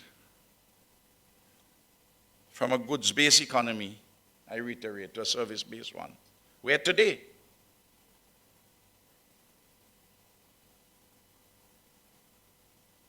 more than 80% of the economy is service-based. And more than 80% of the working population is in the service sector. Even though agriculture and fisheries is about $140 million, current prices. And it's growing in that sense, but as a proportion of the economy, it's declining. It's now about 7.5%. The economy has grown from about $800 million GDP in 2001 to $2.2 billion. An average per capita income has risen from $7,800 to $20,000 annually. And we can talk about the statistics. And a veritable socioeconomic transformation is taking place before our eyes, including with what is happening in information technology. As we go forward, what are some of the critical matters we have to look at? Climate change and the existential and its existential and security consequences. Resource scarcity, especially freshwater, arable and usable land, energy and insufficiency of skilled manpower, and investment capital and generative limitations of small size. Societal aging, this is a big issue for now and the future. Over 9% of the population is now over 60 years of age, and it's growing. The largest single growth in the population between 2001 and 2012 took place in the over 65. It's over 30% increase in that age group. Special limitations and burdens for marginalized and dispossessed groups, vulnerable young girls and women, troubled boys and men, and persons with disabilities. Issues touching and concerning good governance, regional integration, and citizen security. The impending new machine age of advanced artificial intelligence and its socio-economic and political impacts. The exogenous threats of war, terrorism, and global conflicts. The question of powerful countries wanting to undermine our sovereignty and independence and territorial integrity. And the issue as to whether in the global international relations system which is quite complicated, whether the multilateralism is going to give way to unilateralism. Finally, something on the participation rate of women. women in the labor force. Women are in every area of employment. Women are advancing. In fact, in the state sector, they are in the majority. Though in private sector, men still remain, and in some occupations, women preponderate, and there are others in which men. The issues relating to women, which we have to look at, those on which there's a lot of focus, like sexual harassment at the workplace and violence against women, including sexual violence, and which the country is moving, and the state instituting many measures to address these questions. But we have to look, 4.8% of the population work in domestic households, and they're not properly protected. We have to protect them. And a big issue which we have to come to terms with in the future, how do we treat unpaid work in the homes? Of course, men also do unpaid work in the homes, but more women. By the way, the data show that of the unpaid labor, 56% of it is done by women and 44% by men. I was surprised by the number for men. I don't know how that one is calculated. But that's an issue which we also will have to grapple with increasingly. I would say after 40 years of the reclamation of independence, immense progress has been made in all material particulars. And there's still challenges, still work to be done. But it's not a time for pessimism, for hard and smart work, and for us to cut out our petty divisions. Thank you.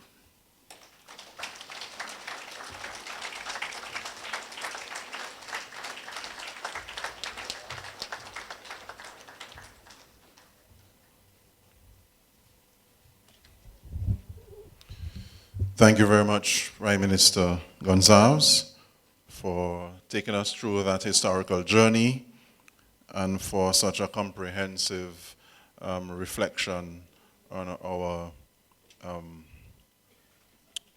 transformation as a state and a people.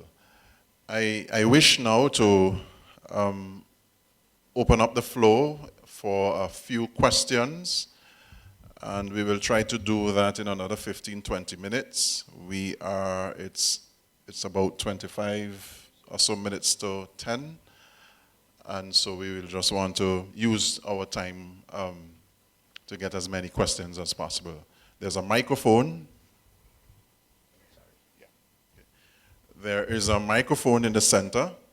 I'll invite you now to any particular questions you have for Prime Minister Gonzalez to just state your question, please, and then we will take 3 or 4 at a time so that we can get in as many questions as possible.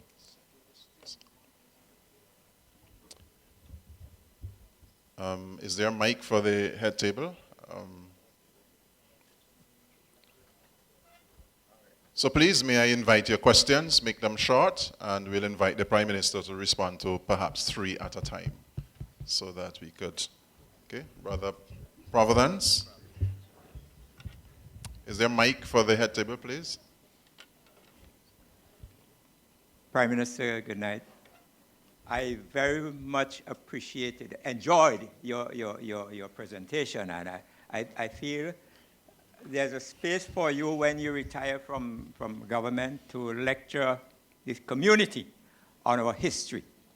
But the chairman, I had a lot more to say, but the chairman has asked us to be brief. But I want to, now we have been taught that the necessary ingredients for development in a society are land, labor, and capital. Since the 1935 period, the evolution in education has been traceable. And we launched what we call the revolution in education, which is aimed at significantly expanding the capacity for us to be able to take care of ourselves, to do our own thing, so to speak. Now, in that context, it would not be impertinent for me to suggest that as we are celebrating 40 years as an independent state, we express appreciation to Ebenezer Theodore Joshua, one of our strong men in the difficult times. It used to be said of him, all he is doing is building roads and schools. Many Vincentian motorists today are looking back longingly on those Joshua days. Incidentally, his son is now with us after a long stint in the diaspora. Now, as we are gathered here tonight, I believe there is a sufficiency of manpower locally and throughout the diaspora, enough to carry this land forward appreciably. Our present Prime Minister, Dr. Ralph Gonsalves, sir, have shown not only your appetite for large projects, but have also demonstrated your skill for raising the capital you need to do your project. Indeed, the Argyle Airport and the Brother Providence, yes, I will be brief. Could you come to the question, yes, please? Yes, I'm coming right there. Please do. Very well. The Argyle, well, all right, so in St. Vincent and the Grenadines, the point is, today, we have the manpower, the labor, and we can access the capital as you have done to do your job. Is it not anomalous then to be selling off our lands to expatriates in the 24th century as we have been doing in Canouan and elsewhere? Are we not concerned that we might be creating the preconditions for there to be serious hostilities in our land when returning citizens from the diaspora have their dreams shattered because the land they had been calling home all these decades has been given to expatriates? I am of the strong opinion that the important subject on which we should be, this is one of the important subjects on which we should be having serious discussion over the next couple of months. In order that a firm decision can be taken to remedy this aberration to our democracy. All patriotic Vincentians should feel duty-bound to fashion a societal platform which offers a reasonable chance of success for the next generations. Long live St. Vincent and the Grenadines. Thank you, Brother Providence. We'll take two more before we invite the Prime Minister to respond. Two more questions, please. Ras Ferguson and, yes, you could go to the microphone. Ras, your question, please. Everybody have a pleasant night. The question I have, because I don't want to have a dinner, the question I have, because it's really bothering me. I would like to know, Prime Minister, if the Constitution, our present Constitution, does not confer citizenship. Confer citizenship on what? On the citizens of St. Vincent and the Grenadines. So that's my question, because I hear everybody talking about the CIP. And I am really, really, really, really rattled about it. Because first thing, well, I study linguistics, so it's a misnomer, a misnomer. Because it's an alien investment program. So I given it a spin. I want to know if the present Constitution does not confer citizenship on the citizens of St. Vincent and the Grenadines. Okay. Everybody have a pleasant night. Thank you, Brother Ferguson. We'll take from the sister, yes?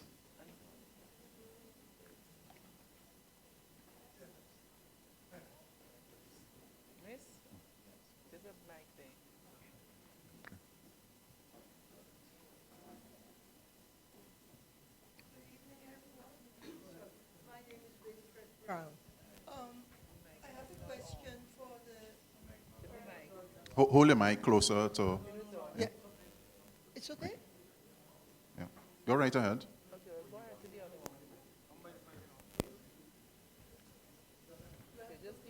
Yes, please do.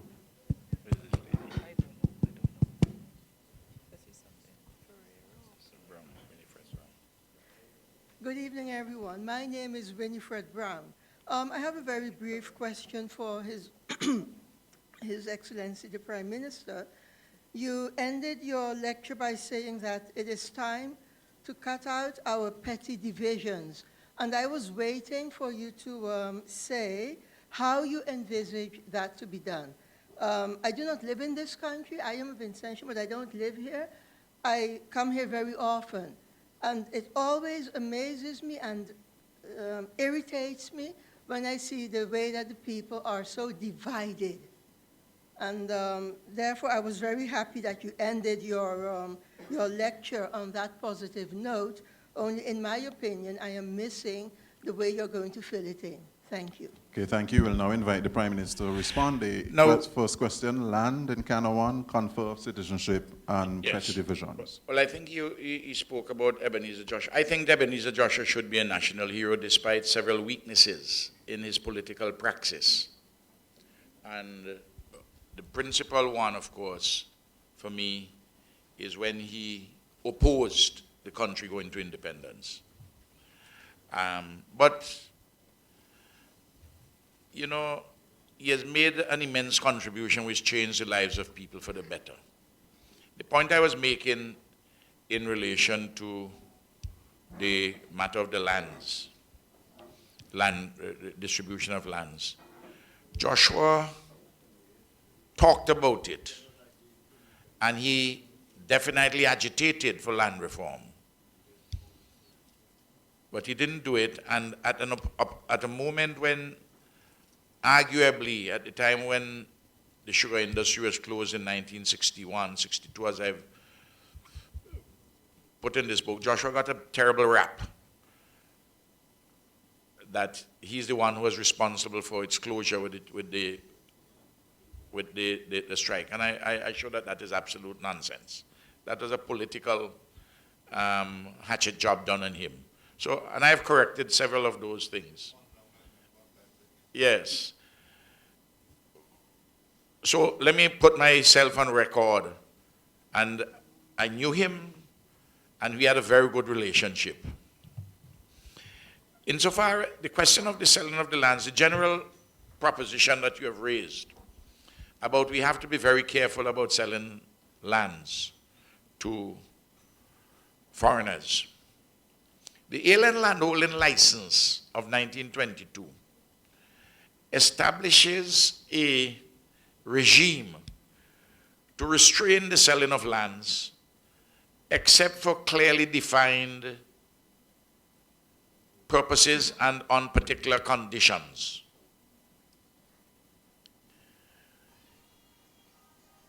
If you, in a measured way, sell lands or dispose of lands where you're going to bring immense benefits comparatively. Like, for instance, we sold 37 acres of land down at Peter's Hope out of 600 acres of land on that particular estate for a reasonable price. But a condition is that he has to build a hotel of a particular size and of a particular investment. Otherwise, he's in breach of the alien landholding conditions. Just like the owners, the people who had purchased the 100 acres at Chatham Bay, they didn't do what they said they were going to do. When Sir James gave the alien landholding license, and I went to court This government, we went to court.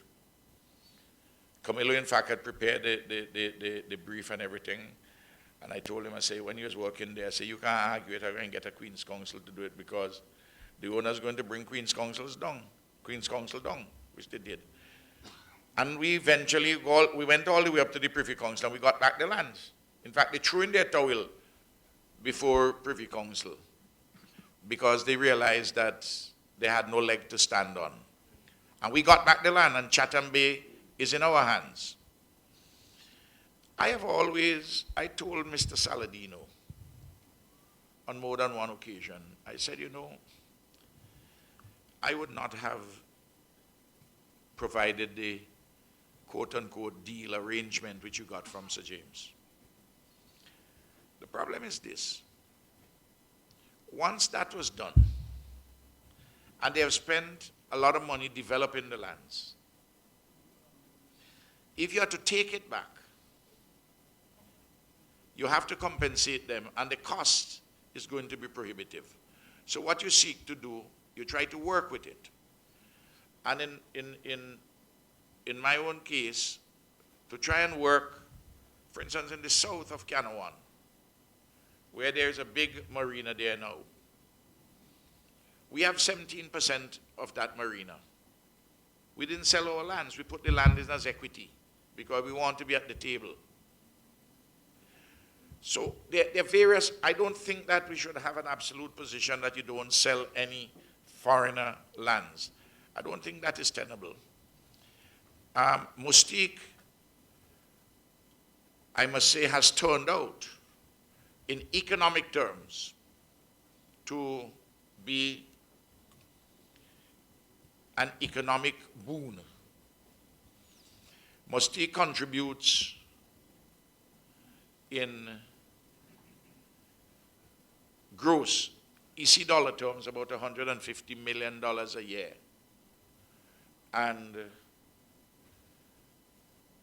they employ 1,300 people. That's a significant investment. And Mustique was, of course, it was private lands, and it was a mosquito swamp. And if we didn't have the developments which took place there, Mustique would not be what it is. There are many restrictive things in Mustique, and as you know, I have sought over the years to address many of them, and I spoke in Parliament on the last occasion when we had a new agreement on those things.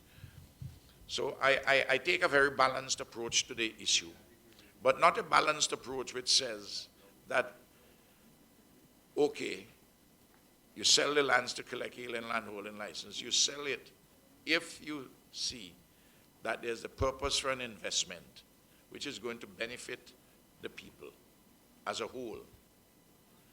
And once you do that here, I think most people will say that that's justifiable.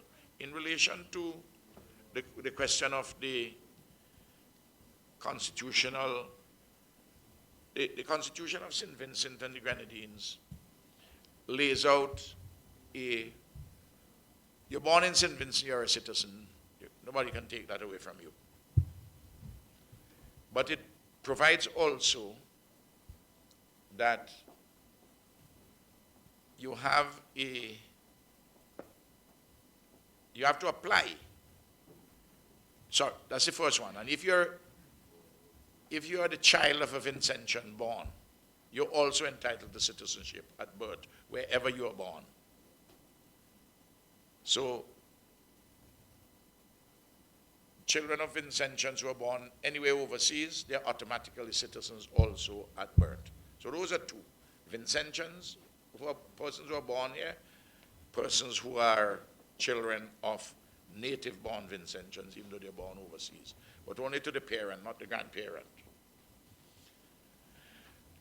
Then, in the case of a spouse, you apply for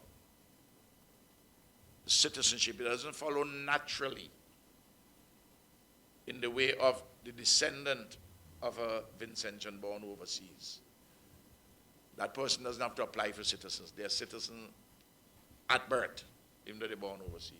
But the wife or the spouse has to apply. And among the considerations which you would look at would be, is this a marriage of convenience?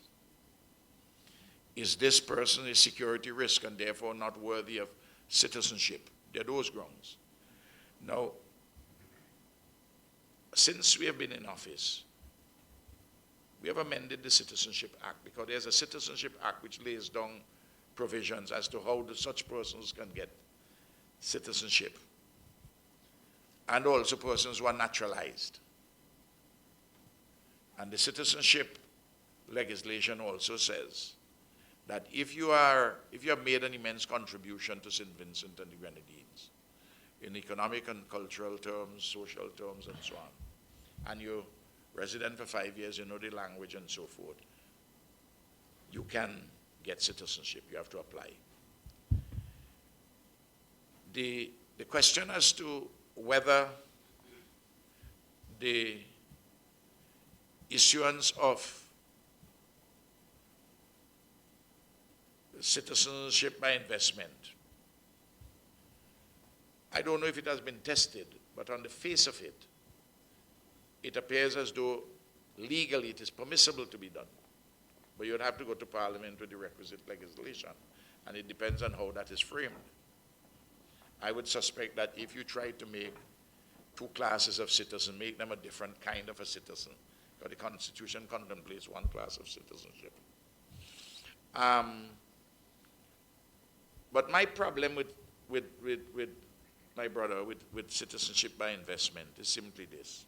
I've stated it over and over again. The highest office in the land is that of citizen. It can't be a commodity for sale. And the passport is the outward sign of the inward grace of citizenship. And that is also not a commodity for sale. That's the principle. The second issue of practicality, though, is this. It doesn't matter what all the countries who tell me in the region that they have security checks. I know what background and security checks are.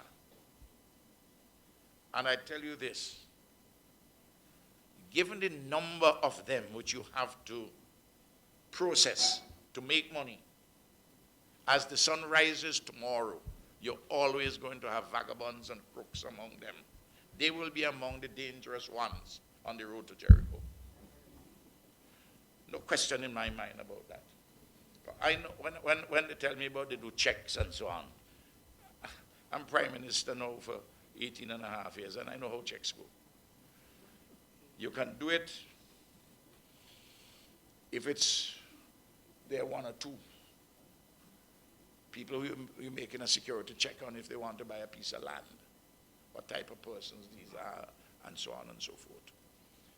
And thirdly now, the citizenship program is a race to the bottom. I ask yourself, why is it that several countries which have established visa waiver agreements, like for instance the United Arab Emirates with St. Vincent and the Grenadines, that they have not done so with any of the others? And the answer which they were given is that St. Vincent and the Grenadines does not have citizenship by investment. Even though a number of persons in that country have operations for citizenship by investment, the state authorities know what they're doing. Insofar as this issue of divisiveness,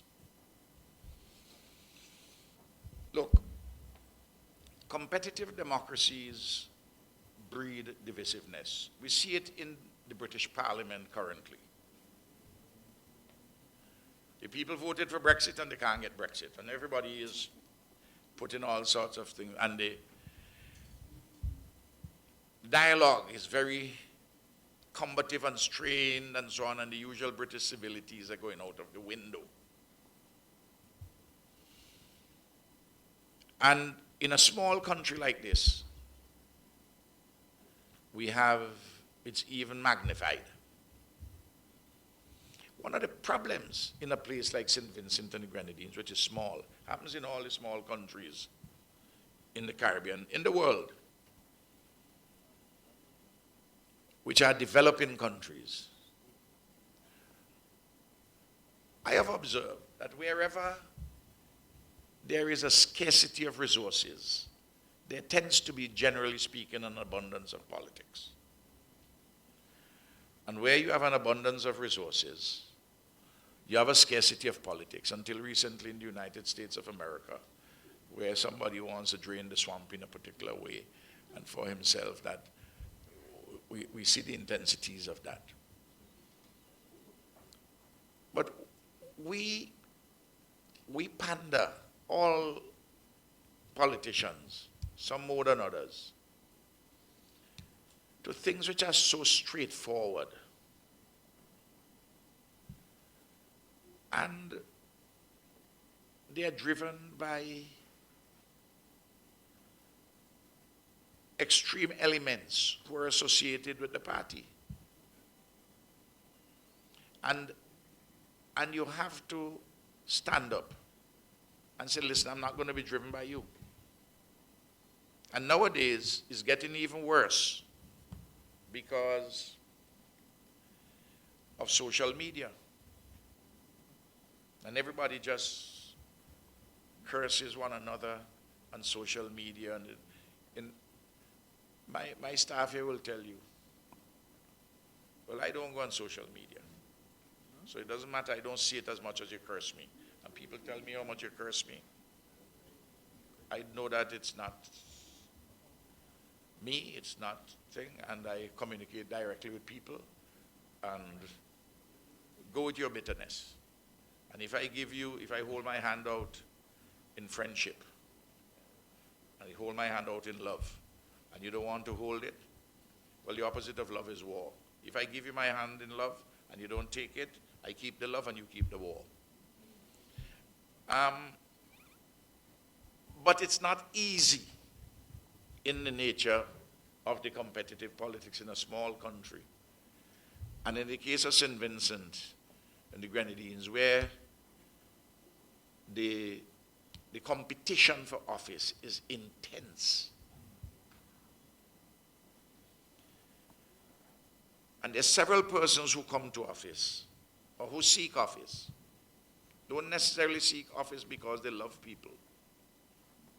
They seek office for their own benefit, not necessarily material benefit, but for status, meaning social estimation of honor. And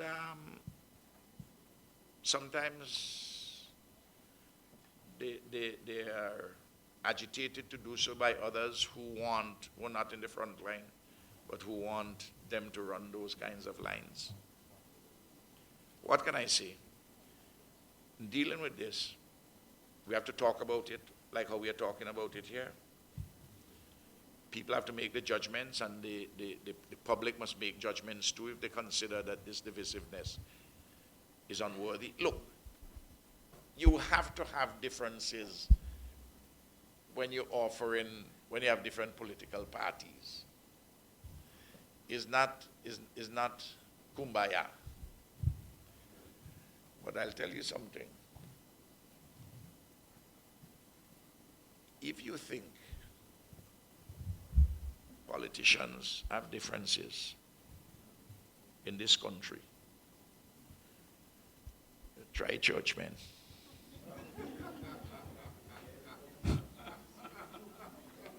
Sometime in the same congregation. I just put that for whatever little it's worth. Okay. Father Mike is smiling. Thank you, Prime Minister. We'll take one more round of questions. So we invite persons to do so now. And then we will bring this evening's activity to a close. So we'll take one more round of questions, and then we shall bring this proceedings to an end. Any more questions for the Prime Minister?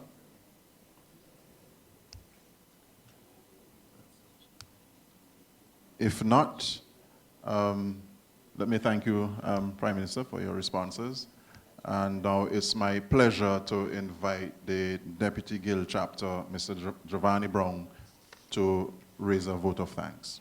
Please welcome Mr. Brown.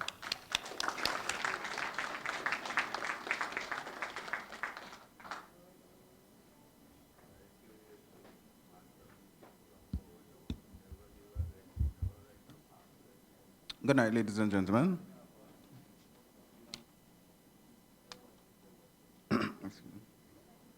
As a person growing up in Vincentian society, we have always been taught that once we are given a gift, we must give gratitude for that gift.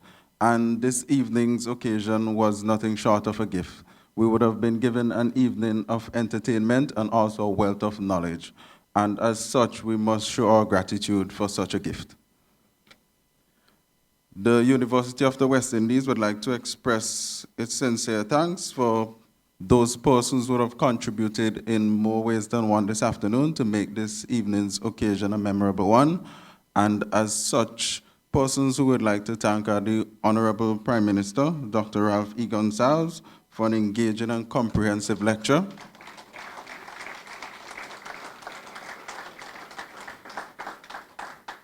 He would have taken us on a journey this afternoon from a point where our forefathers would have presented great resistance to the colonizers to a point where Vincentian society would have transformed into a post-colonial society. Also, we would also like to thank Her Excellency, the Governor General's Deputy, Ms. Dawn Smith.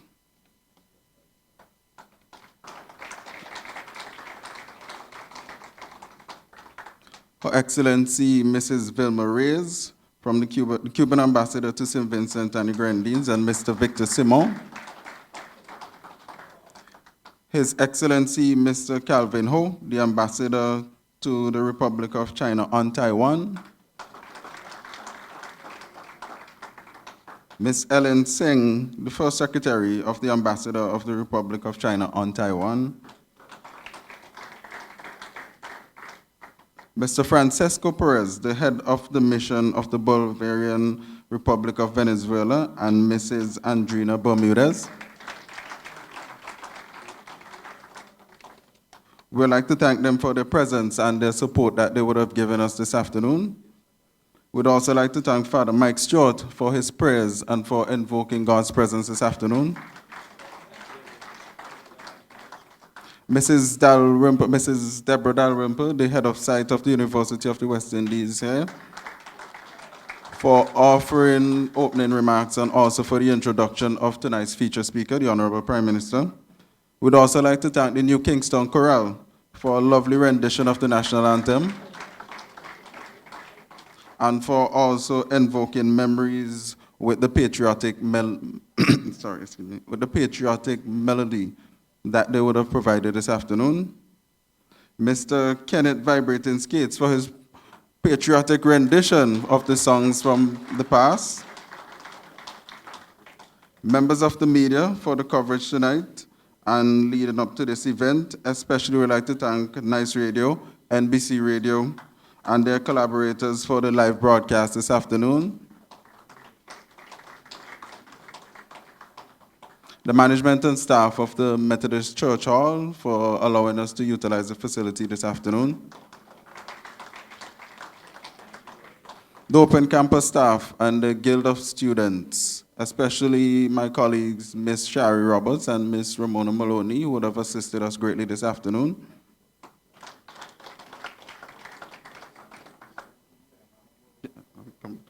And also Mr.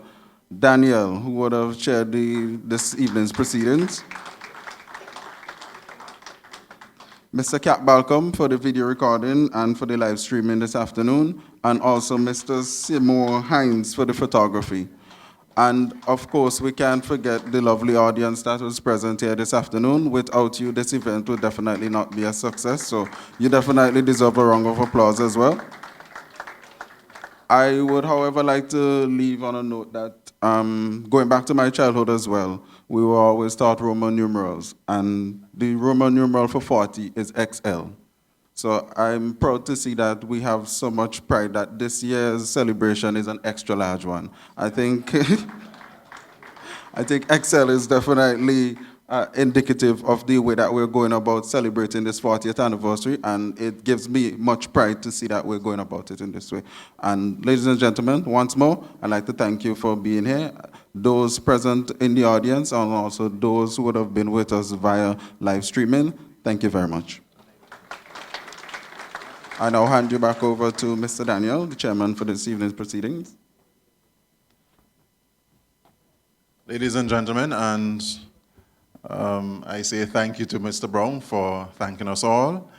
And I want to say that it has been a wonderful evening. We thank you very much for coming, and we wish you a safe journey home.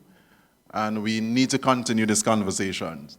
So thank you very much, and may we invite the excellencies to leave, and then, if you so wish, and then, so thank you very much. All right.